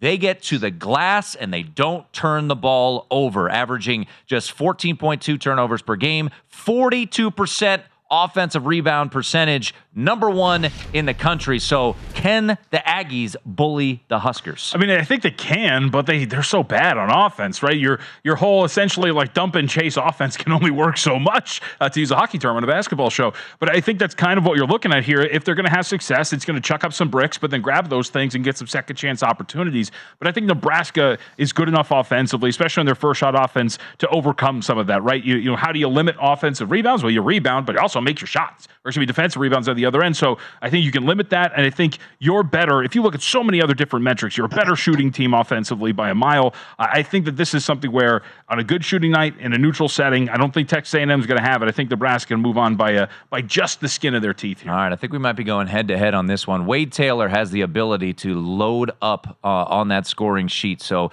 I think the Aggies best the Cornhuskers here in this spot and go on to play Houston. Speaking of Houston, they are the favorites to come out of this region, and I'm sure the oddballs, Amin El Hassan and Charlotte Wilder, they've been locked in, like us, on college hoops all season, right? It's March Madness. March Madness? Oh my God, so much madness. Already? And it's March. See how that works? Now here's the crazy part, Charlotte. What? I haven't watched a whole lot of college basketball this year. I don't know that I could name too many men's college basketball players. So this is what we're going to do. We're going to go with the players who went to some of these colleges who are in the NBA right now. Because we know a lot about them. Exactly. And hey, young men who are playing in March Madness this March, you know what? I'll learn about you when you get up here. We're going to know a lot about you soon. I promise. But let's start. So this is what we want to do, Charlotte. Yeah. We're trying to craft the best team from each one of these schools. So UConn, we only got 4 alums. We've got Jordan Hawkins, who's a great rookie for the Pelicans. We've got Andre Jackson Jr., who plays for the Bucks, young energy guy. We've got Adama Sanogo, who's been a two-way guy for the Bulls. And we got Andre Drummond, the old grizzled vet. You know what? I'm going to allow it. Let's bring Kemba Walker back for this, just so we can have a starting 5 Okay, right great. there. So that's our starting 5. There you go. And that's it. Okay. All right. So North Carolina. Yep. All right, this is where it gets interesting. So we've got a bunch of names here. We're going to try and whittle them down to 5, Charlotte. Okay. Okay. Got Cam Johnson of the Nets. Okay. Kobe White of the Bulls. Okay. Cole Anthony of the Orlando Magic. Day'Ron Sharpe, also of the Nets. Harrison Barnes, HB, of the Sacramento Kings. Leaky Black of the Charlotte Hornets. Nasir Little of the Phoenix Suns. Pete Nance of the Cleveland Cavaliers. And Reggie Bullock of the Houston Rockets. HB's a starter. Okay. Reggie Bullock, yeah. Reggie's defense, a starter. 3-point shooting, okay. Yep. I say Day'Ron Sharpe as our 5. I think Cam Johnson to be a guy who can also play 3-4 a little bit and give us some shooting. So now we're back down to the last spot. It's Cole Anthony and Kobe White, to me, are the 2 names. Yep. I'm going Kobe White. Okay, great. All right, so that's your North Carolina team. All right. JVT, you agree with that North Carolina team? Kobe White might win Most Improved Player of the Year. Absolutely. All right. By the way, you can catch me and JVT, Jonathan Von Tobel, each and every weeknight from 6 to 9 p.m. It is VSiN Primetime on VSiN. All right, let's send it back to Emerson and Julian Edlow as they get a little breakdown of Wisconsin, James Madison, Duke, and Vermont. These games we played in Brooklyn. Will we see some upset, boys? Yeah, that's right. And the Badgers 5.5-point favorite right now, Jules. And the Badgers better find that same fire and that same energy they showed Minneapolis for the Big Ten tournament, because JMU can D up, move that ball around. They can score a ton. They just got to overcome a few issues, I believe, at the free throw line. You got to make the free shots, Jules.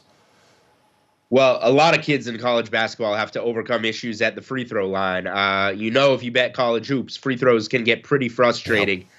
Yep. I bet James Madison here getting 5.5 at the opener. Wisconsin, great run to the Big Ten title game.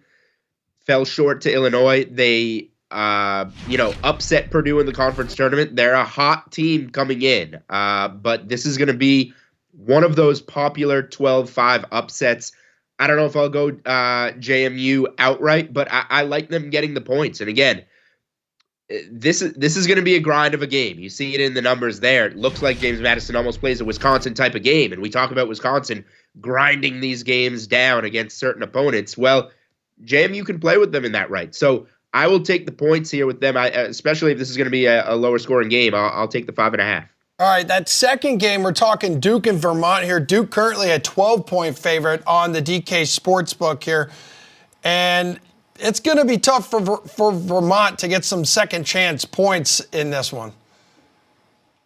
Yeah, Duke's got a big size advantage, and I think that's what will ultimately be the difference here. Vermont, fun story. They've kind of established themselves year in, year out as a team that's going to win their conference and get into the tournament, but Duke is a tough draw for them. And I'm not a believer in Duke going deep into this tournament and making much of a run.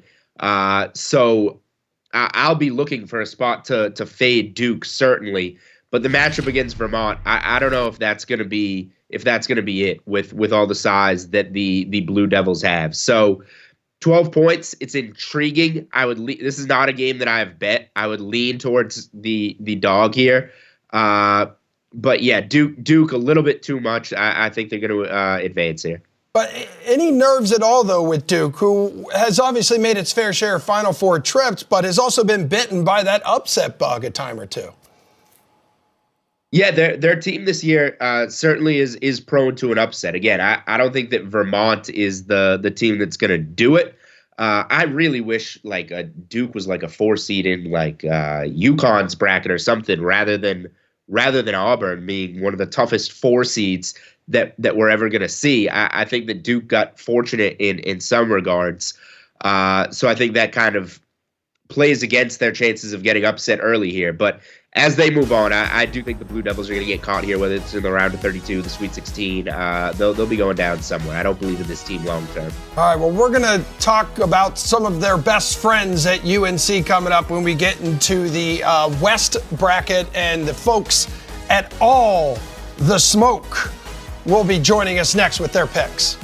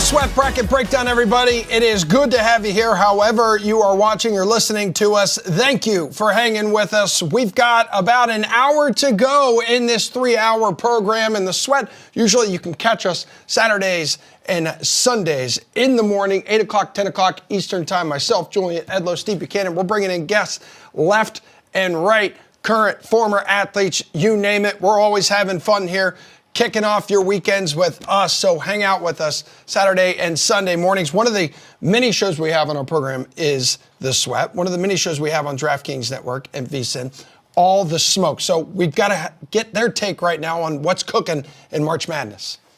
Who's your pick to win it all? Oh, man, I'm going South Carolina.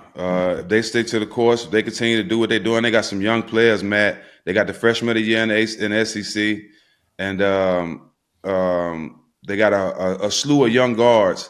Even the senior, I can't think of her name right now, starts with a P, but she's coming back next year. So I got them winning it, Matt. I think they got a great group of guys. They lost 5 starters to the lottery. Great group of women.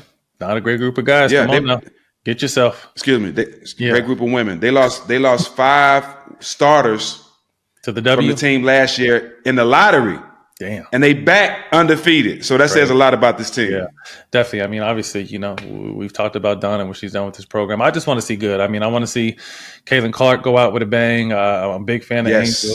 I love what Juju's doing out here at USC. I don't know if they're going to have enough to really be able to compete, but I think they're going to mess around and get a 1 seed. So we'll have to see how SC does. And then, South Carolina's chasing that undefeated championship, man. So it's definitely going to be exciting.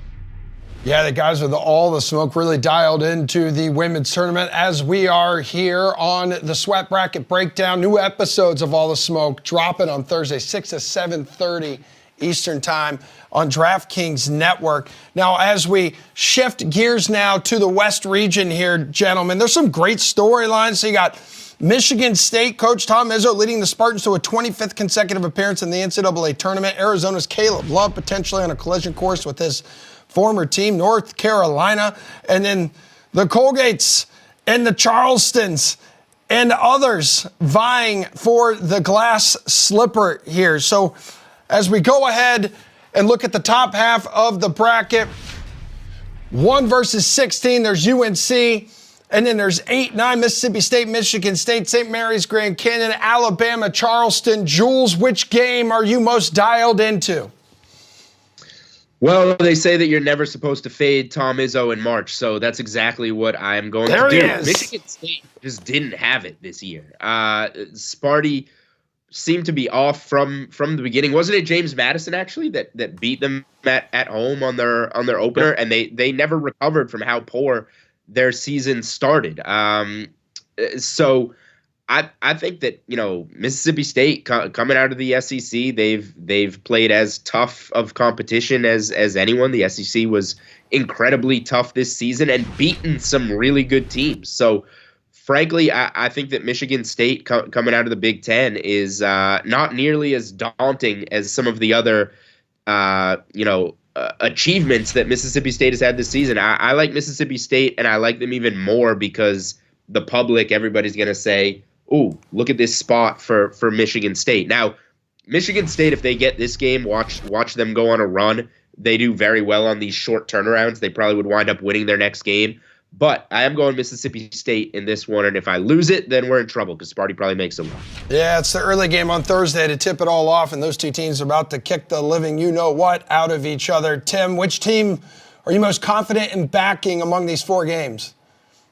Yeah, just to hit on Julian's point, my guy Jim Root of the 3-Man Weave pointed this out. Since 2006, Tom Izzo, who is magical in March, 24-23-1 ATS. So he is not an ATM when it comes to covering spreads, and Chris Jans has really done a nice job at his multiple stops, New Mexico State prior to Mississippi State. Look, I think it's a fascinating matchup, the 5-12. We've talked about some 5-12s, Grand Canyon, the Lopes with Bryce Drew. We know his success as a player at Valparaiso, hitting the iconic shot against Ole Miss, and now as a head coach, they're catching 5.5 here in this spot against St. Mary's. Now, St. Mary's, I watched them up close and personal in that West Coast Conference Championship. They took care of business as a short dog and beat Gonzaga. Randy Bennett tennis squad last year. Remember, everybody faded St. Mary's in that opening round last year. What did?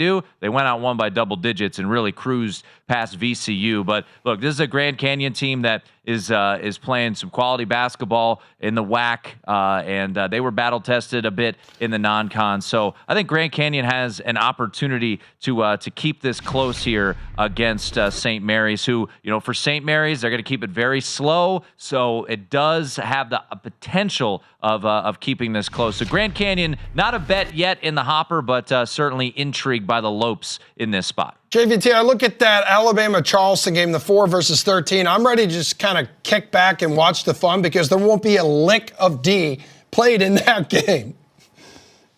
No, there won't. And thank you for changing the subject to a different game because we were about to go head to head with St. Mary's and Grand Canyon. So I didn't want to do that to Tim here. But no, I think you're right. Like what we've talked about here and what we've seen from Alabama, especially the tail end of conference play, was not good. 8th in the SEC in defensive rating, 110.7. We saw exactly what happened against Florida. And if you look at this, I just don't know why you would trust that this is going to be any different. And Charleston, I think, can't come in here and actually make some noise against this team. Now, it is the CAA, but still led their conference in offensive efficiency. They play with some pace as well. I think that this is going to be one where I wouldn't trust Alabama to win by margin, especially when you see that total. And just a little hint, too, you see a total like that, guys, there's going to be plenty of in-game opportunities as well. A lot of back and forth, and I think a hot start for Charleston could get you a pretty cheap number on Alabama if you do like the Crimson Tide. Yeah, and Charleston's going to throw up a bajillion threes. Right now, though, guys, let's head to the Vegas trading floor because we have the man, the myth, the legend standing by, Johnny Avello, Director of Race and Sportsbooks Operations for DraftKings. He is here. Johnny, it is good to see you. So, question for you here, at least on the men's side, these championship odds, like what went into setting these numbers and maybe the thought going into setting the number for UNC behind a 2 seed there in Arizona? Well, first of all, Emerson, there was no thought went into it because they've been up for an entire year. So the thought went in last March or last April when the tournament ended. All we've been doing is making adjustments all year. And, North Carolina, since we opened up a week ago, they've just taken a ton of money. Purdue's taken money all year. Arizona's taken money all year. And so has Kentucky when they went on their run. So we're just making adjustments.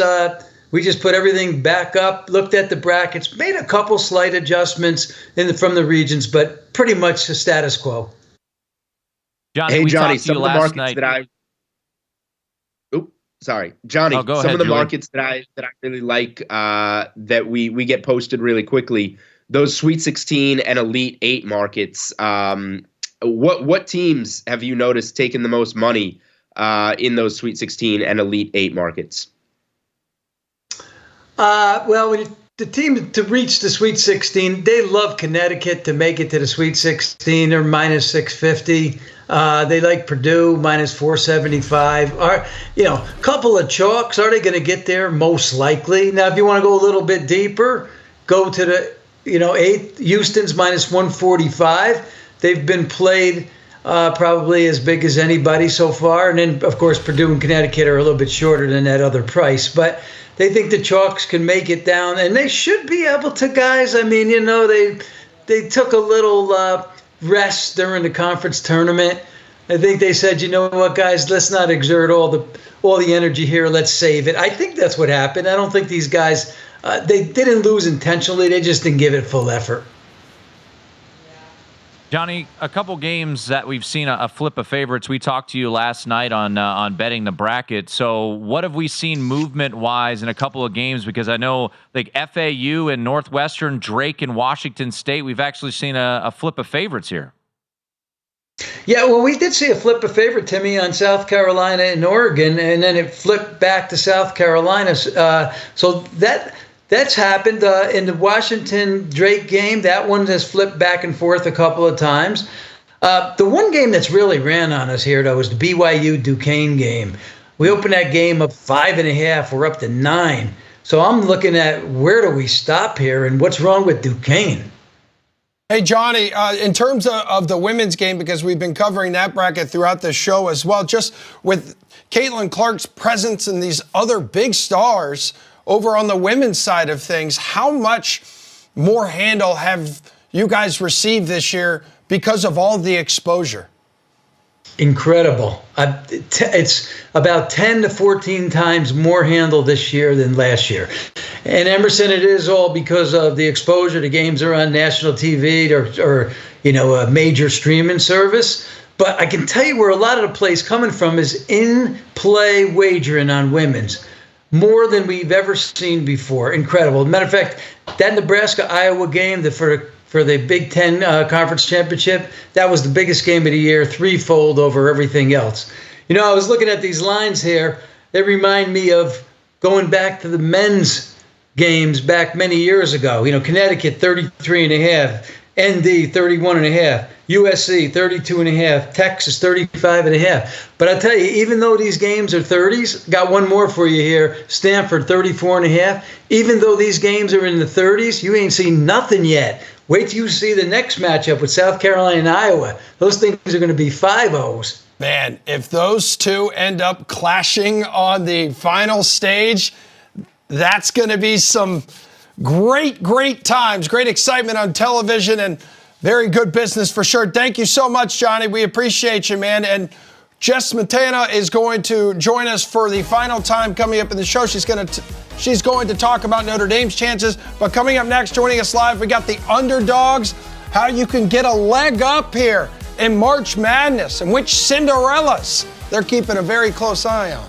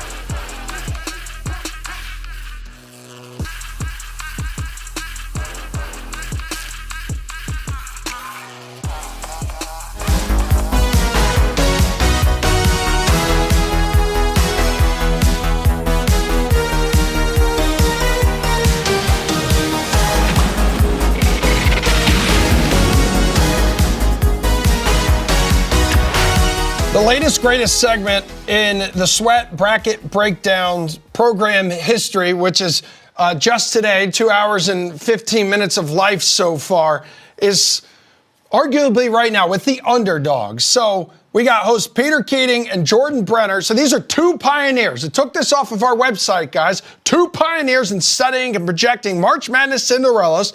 They break down, you guys break down, all the whys and the hows of upsets across sports and beyond. So it is damn good to have both of you here. Try to help our viewers kind of get a leg up. So in a tournament known for madness here, how statistical and how analytical can you actually get?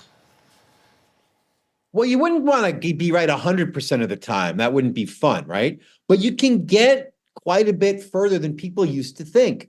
There are patterns that emerge, and the biggest pattern, you just got to keep this in mind, is teams that are smart about taking extra risks and playing high variance can kind of widen their performance spread, and that means a worse team has a better chance of beating a better team. So teams that play a little crazy do a little better this time of year. And also, if you lose, it doesn't matter whether you lose by 1 or 100 because you're going home.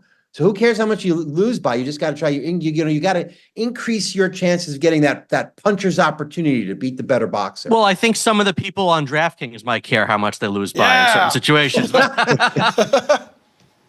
The spreads are going to come into play, gentlemen. So some of these underdogs, yes, we hope that they do lose by a certain amount of points to keep it close. But you mentioned these teams that take risks are the underdogs that are going to have the better chances here. So I got to ask you, who are those teams? What is the 1 or 2 teams that stand out that are have the highest upside as underdogs in this tournament because of the risks they're going to take? Well, the top upset on our board really even shouldn't be considered an upset at this point. It's New Mexico over Clemson. And to be honest, no one's going to find that as an upset because New Mexico is now favored. It's really just a case of misseeding. We don't even have to apply the little statistical things we use to favor risky underdogs and weak giants because the simple power rating section of our model says New Mexico is the better team. So watch out for that one. Another 11-6 game, Oregon against South Carolina. We give the Ducks about a 43% chance of winning. And then there's a couple other 11s we like a lot. NC State, we like McNeese, they're at 12, and Grand Canyon at 12. So those are our top 5 upsets on the board right now. Yeah, you got your small program superstars. You got your Sanford and McNeese, and you have these power conference teams that are pretty strong, but landed in 11 seeds who are just going to make good underdogs because they're pretty good teams that landed that low this year. So you guys mentioned craziness and playing like crazy, right, to increase the variance. So what are those statistics? What are the profiles we're looking for here for some of these teams? Is it slow pace? Is it high amount of threes? What are we looking for? Exactly. So you want a couple things. You mentioned slow pace. If you're playing Michael Jordan in one-on-one, do you want to play him to 1 or 11? You want to play him to 1. Maybe you throw in a crazy 30-foot hook shot that somehow goes in. So the fewer possessions in a game, the fewer chances the more talented team has to separate itself from a weaker team. So in general, successful underdogs tend to play slow, but they do other things to create variance, especially creating more possessions. So forcing lots of turnovers, getting lots of offensive rebounds, taking lots of threes. These are all things that give them a possession advantage, and they're all things that widen their outcome curve. And then we look at giants in the same way. Teams that don't do things to buffer themselves against a weak shooting night. So again, offensive rebounding, forcing turnovers, etc. If you're only relying on shooting to win and conventional defense, you're setting yourselves up to go home on the 1 game out of 6 where you're cold. Hey, gentlemen, we got about a minute to go here. Where are the upsets coming from on the women's side? Well, look, we love Florida Gulf Coast. Florida Gulf Coast is underrated by everybody except maybe good, people with good betting knowledge of the lines because they have dominated taking threes. They take about 1,000 threes every year, and their coach believes in smart shots and limiting opponents' smart shots. Every year they get about a 12 seed, and then every other year they pull a 12-5 upset. That's a team that's under the radar for most people, but you should watch them. Also, Marshall is a fun 13 seed underdog. So those are a couple to watch. All right, guys. Well, really appreciate you hanging out with us. Peter, Jordan, good stuff, man. Everybody follow him, too, on Instagram. Just launched a new Instagram account, and that's where all the cool kids are. So thank you, gentlemen. And also, check out their new episodes. They drop on Wednesday, 7 to 7:30, Wednesday nights, Eastern Time on DraftKings Network. We got Gojo and Niele Ivey coming up next. I'm curious, in that time in between, what happened? What was the conversation like with your guys' team after that game that allowed you to go on the kind of run we've seen? Absolutely. Well, I felt like we had a bunch of highs and lows, so we had some incredible wins at UConn, at Tennessee, but then we had some disappointing losses. And I always felt like this group, after we took tough losses, we really responded. And so after the NC State game, it was our worst start, our worst half. We scored 18 points at the half at home. And for me, I always want to win, but I definitely want to play well in front of our crowd. And I just felt like I really disappointed our fans. We took a mirror to ourselves and just kind of talked about what we needed to do individually to get better, as a team, what we needed to do to get better. And they responded. We had a big Monday game 2-3 days later at Duke, which was a big test for us. And we succeeded in that. We started to gel. But we had to have those conversations about things that we needed to do a better job of as a unit to find some cohesion, because we didn't have it. We didn't have it for 40 minutes. We started games slow, and those attributed some of our losses, and just had to take a step back and really just assess what we needed to do to get better. And they did. They committed to they recommitted to the vision, the goal, and we just started building game by game and started gaining momentum and peaking at the right time. So peaking at the right time, at what point did you look at this team's play and say, okay, this is what I expected out of this team? Yes. At home at Duke, I thought that was a big win for us. We've lost the last 2 games versus Duke, and I thought that was a big win. It is a very tough place to play in Cameron Indoor, and I thought we came out on fire. It was an ESPN game, and I thought that was a big moment for us. We gained a lot of confidence, and then I would say Virginia Tech at home with Kitley, with their best post player. Mm-hmm. I think that's when I started. I saw a turn. I saw it trending in the right direction for us. We started the game really well. We really relied on our defense. Our defense was fantastic, a ton of energy. And then we carried that over. We had a home game stand and played Louisville at home and beat them as well. And so that, for me, that weekend was a big step for us in the right direction. What are you telling this team as far as the key to having success when it comes to the most impactful tournament in sports? Right. I think just having that March mindset, that's kind of what I talked about in the ACC tournament. Like, you got to turn it on. This is you're one and done. It's survive and advance. And so you have to play your best game every time you step on the floor, which is a lot of pressure. But you have to understand it's a different mindset in March. And I think that's what we had down in Greensboro. They knew that, and they came out with swag, confidence, and a will. You have to have a will to win, no matter what seeding we end up being or whatever the road is. You got to have that mindset, and you have to have that will. And so that's what I talk about a lot. Well, Jess Matana of the Levitard Show has returned a Notre Dame product herself. Sounds like Coach Ivey and your squad are ready to cook, hosting for the 2nd straight year here. Jess, what did you take away from Gojo's conversation and Mr. Golick's conversation with Coach?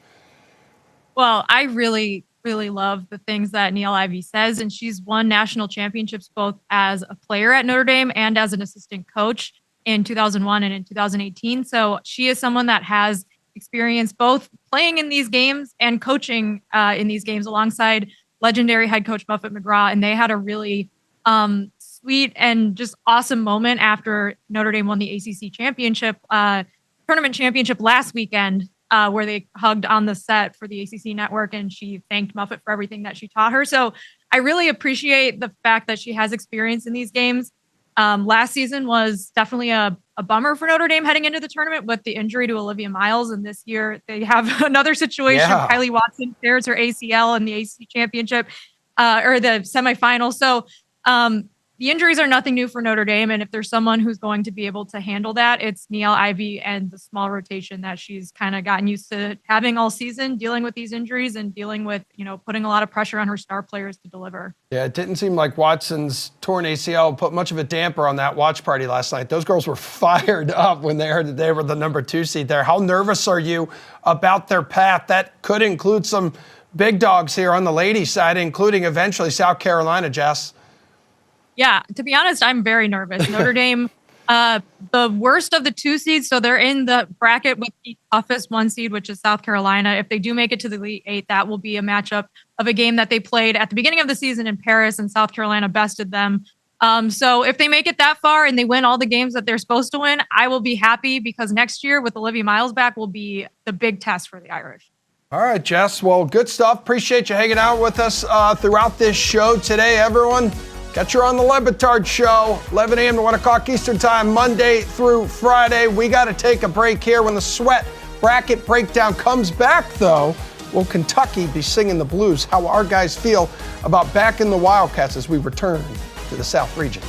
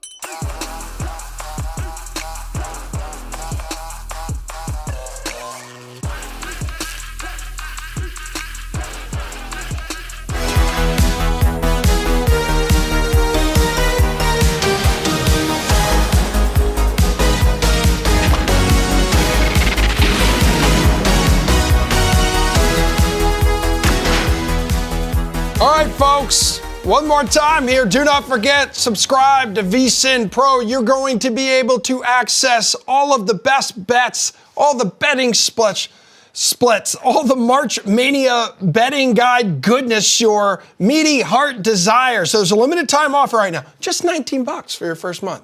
$19. That's less than $20. Use promo code MANIA, and it is all yours. And the boys out in Vegas, everyone's like, where's VSiN Prime Time right now? Oh, they're here. Let's go. JVT, Tim Murray. Gentlemen, need you guys to hit on the next two games here in the South region, part 2. So we're talking Kentucky and Oakland and Texas Tech and NC State. NC State with the massive upset there, the ACC tournament. Jules said yesterday on our show he is going to completely fade the Wolfpack. He says, no, I'm done. I'm betting against them. What say you guys? Oh, they do the cool hand signal, the coolest hand signal in all of collegiate athletics, the old Wolfpack sign there. 11-point underdog to Duke, 2.5-point underdog against Virginia, and then a 10-point underdog to North Carolina. Team had lost 4 straight games heading into the ACC tournament, and here they are, the NC State Wolfpack in the NCAA tournament, taking on Texas Tech. They're catching 5 in this spot at DraftKings JVT.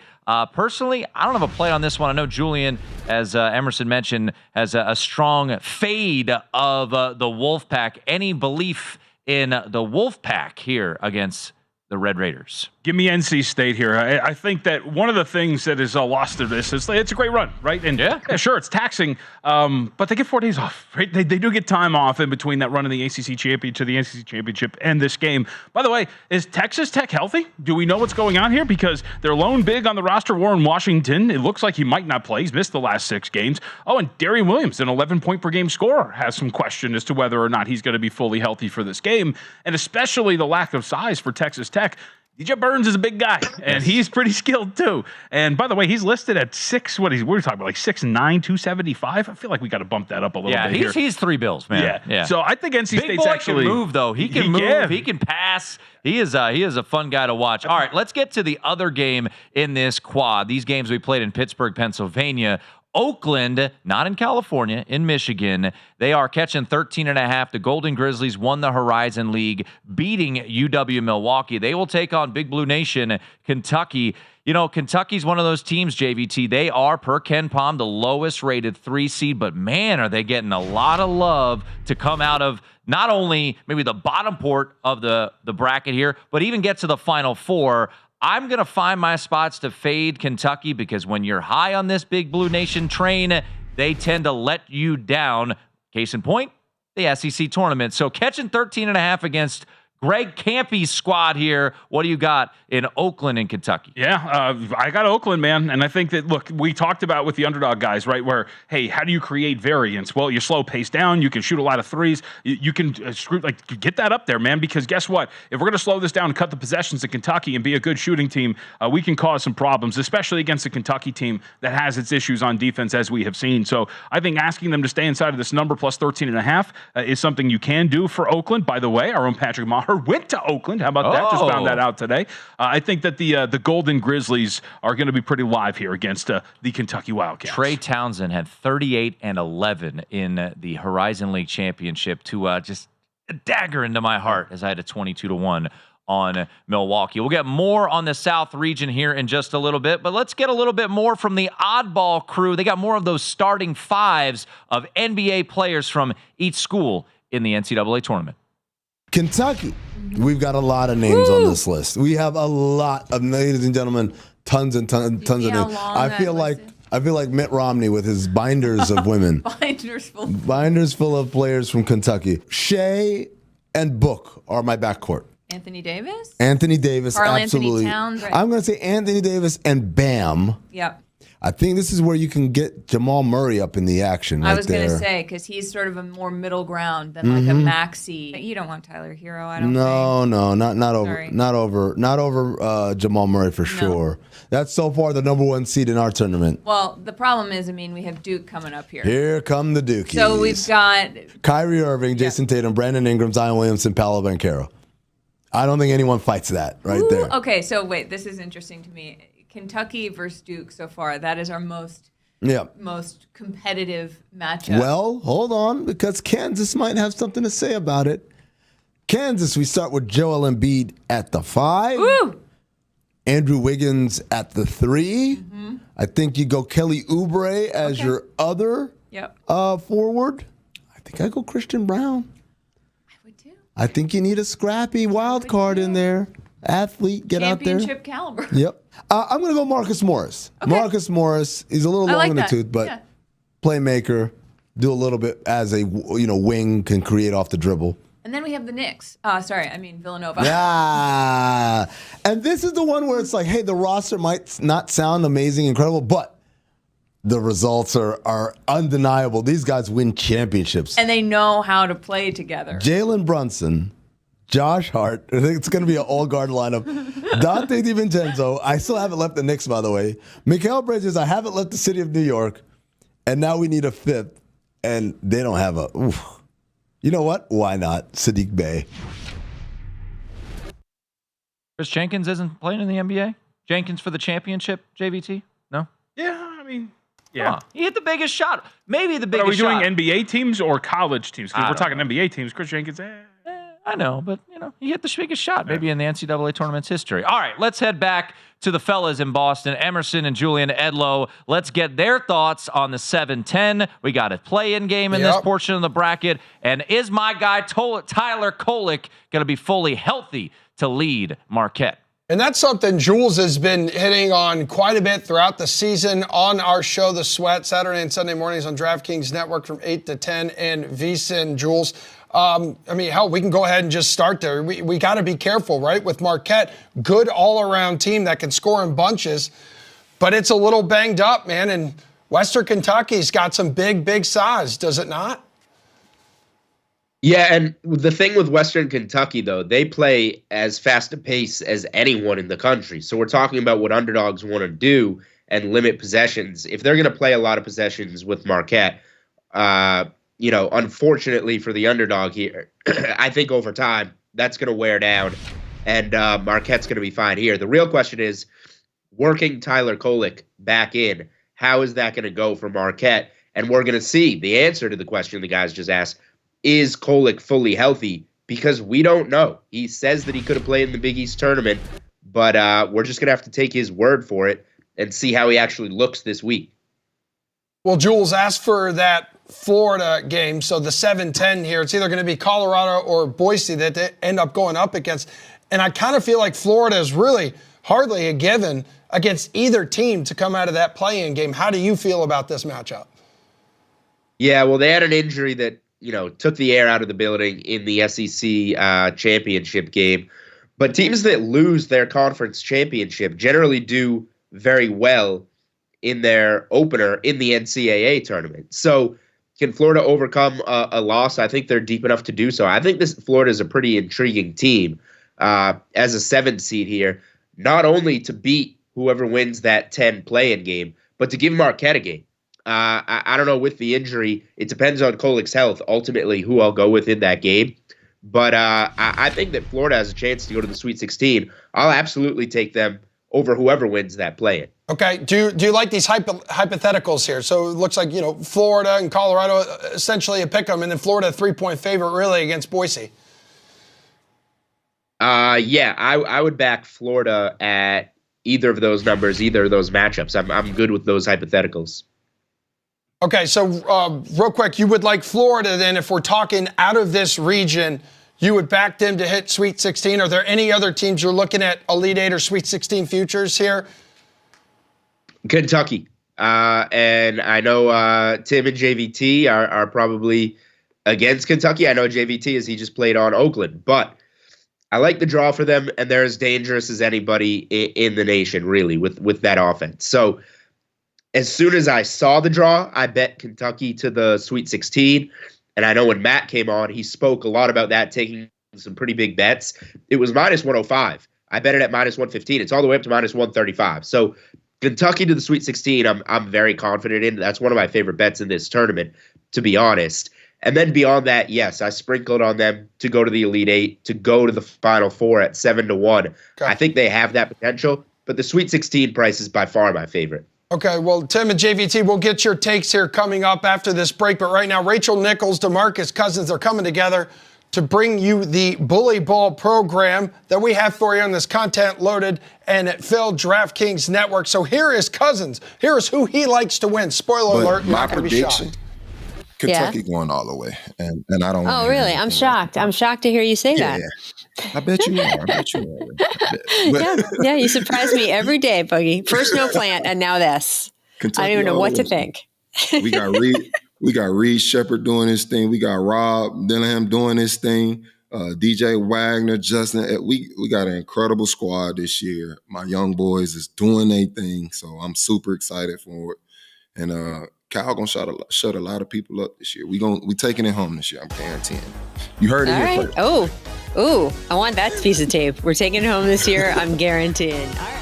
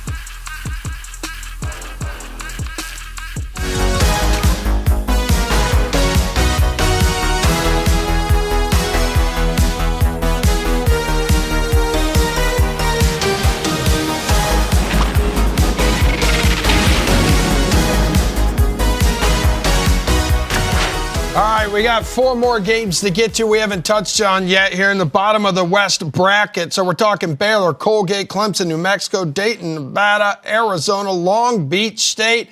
Tim, you got a strong lean with any of these? You know, I'm going to leave the New Mexico candy for everybody else. I know it's tantalizing. We love the Lobos, JVT. We've got a friendship future together on VSiN Primetime. We need our Lobos to make a run here. But look, some people may not know this. VSiN Primetime, 6 to 9 p.m. Eastern. I don't like to lay chalk all that much. I'm doing it here. Baylor's going to smash Colgate. This Colgate team, yes, you know the name. They've won the Patriot League on a regular basis, but this team is completely different than recent Colgate squads. Last year, 43rd in offensive efficiency. 2022, 78th. 2021, 53rd. This is a team that is predicated and prided itself on being a solid offense there in the Patriot League. Well, guess what they are this year, folks? 221st. They do not have the size to go toe-to-toe with Baylor. Market agrees. Open 12.5 on Sunday, has gone up to 13.5. I hate laying chalk, but I think this is the spot to do it. We've seen Colgate in spots against Arkansas, a year ago against Texas. I know they covered 2 years ago against Wisconsin, but this team is getting a 14th seed because the bottom of the bubble was because there were more upsets in conference tournaments. Colgate was the best team in the Patriot League, so I will be laying chalk here with Baylor against Colgate. JVT, you want any of that New Mexico candy here? So facing Clemson, we're talking 2 opposite teams in terms of time off. Clemson got plenty of rest after getting whacked early in the ACC tournament. New Mexico had to play 4 straight days to win the Mountain West. Yeah, but they get some time off in between these games, right? So, look, I think this team's awesome. They are absolutely loaded to the gills with guard play. Jalen House, Donovan Dent, Jamal Mashburn. You even got a well-traveled guy in Jamal Baker on this squad. Some versatile size, too. I love the New Mexico Lobos, absolutely. And you want good guard play. We've talked about slowing down pace, of course, to spring upsets, 3-point shooting. One of the things that you can be successful at, too, of course, if you want to make a deep run, is have really good guards. And that New Mexico has it in droves, and there's always one of them on the floor. I like this New Mexico team a lot, and it says a lot, right? An 11-seed favorite in this matchup for a reason. Give me every bit of those Lobos. And Jules, any take here on this Arizona-Long Beach State game or the line, which is quite meaty? Because Arizona, it's like they have everything there to win a national title except for any semblance of consistency. Yeah, no take on this game other than how interesting Long Beach's season is. They essentially can their coach earlier in the week and then win the conference tournament, win the Big West, and here they are playing Arizona. Arizona intrigues me. I think that they got a good draw. They're a team that has proven very beatable and a team that I thought I might be going against at some point, and maybe I will bet against them in a certain game along the way.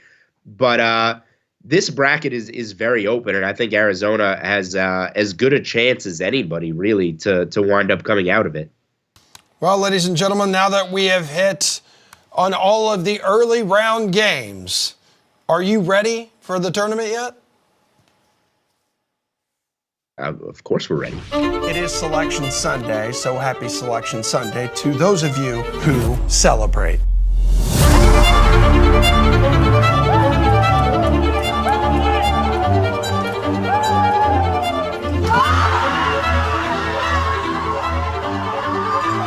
Having Selection Sunday go on the Sunday of St. Patrick's Day, perfect confluence of events.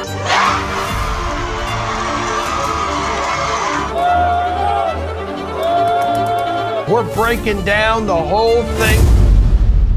Men's field and the women's field. All the matchups. All the superstars on both sides.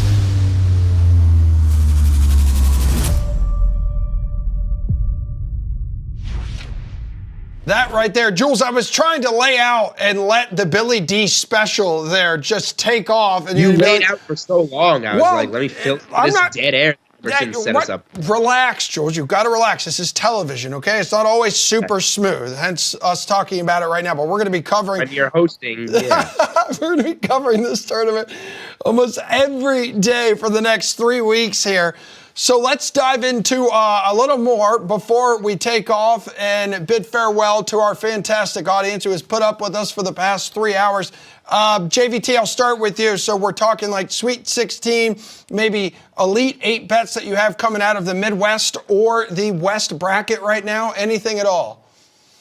You know, I think Julie mentioned this. Florida's got a pretty, I think, clear path to get to a Sweet 16, potentially pull off a path to an Elite 8 if, right, a Kentucky gets upset along the way, or maybe they can pull that off along the way. So I think Florida's pretty interesting look if you want like a little bit more bang, if you're talking about teams getting to the Sweet 16. And also throw out there South Carolina. I think that South Carolina is a team that gets an Oregon squad that if you look at the numbers, defense might be a little bit better. I think they've been getting lucky with shooting variants. And then, of course, you move on. You get a Darling and Akron against Creighton. But I think there's something there for South Carolina as well. But at the top of that list, I would look at Florida. I like a lot of what Florida is doing. Jules, we already know your opinion on Florida. Anything else in terms of Sweet 16 and Elite 8 in these two regions?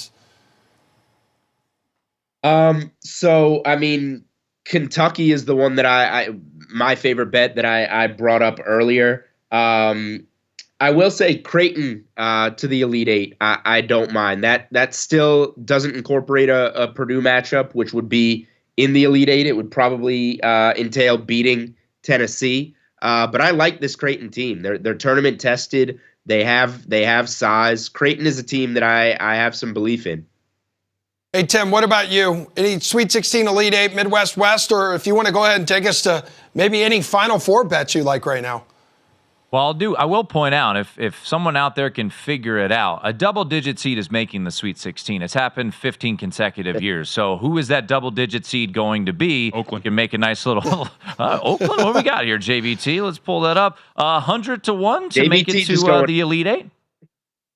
Right head-to-head with my Kentucky path there. I'll just say this, Julian. Once you trust in that team, they're going to let you down. The Gonzaga game, the SEC tournament, that's what they do. They get on this pedestal and they let you down. So I wish you the best of luck. I'm not going head-to-head against Kentucky. I do think Baylor is interesting to make a run to either the Final Four or to the Elite 8. They're sitting at 4-1 to make the Elite 8. I think that region, the West region, is wide open. You have the softest one. You've got an Arizona team that we've talked about, Tommy Lloyd, very small sample size, but 0-4 ATS as the head coach of Arizona in the NCAA tournament. You look at two losses to Washington State, a road loss to Oregon State, a road loss to Stanford, blowing a double-digit lead to Oregon in the Pac-12 tournament. I can't trust Arizona whatsoever. So I think Baylor is an interesting one there in the West region. And, to stick with it, it's unfortunate that they have to go head-to-head. But, look, this New Mexico team with their guard play, with Dent,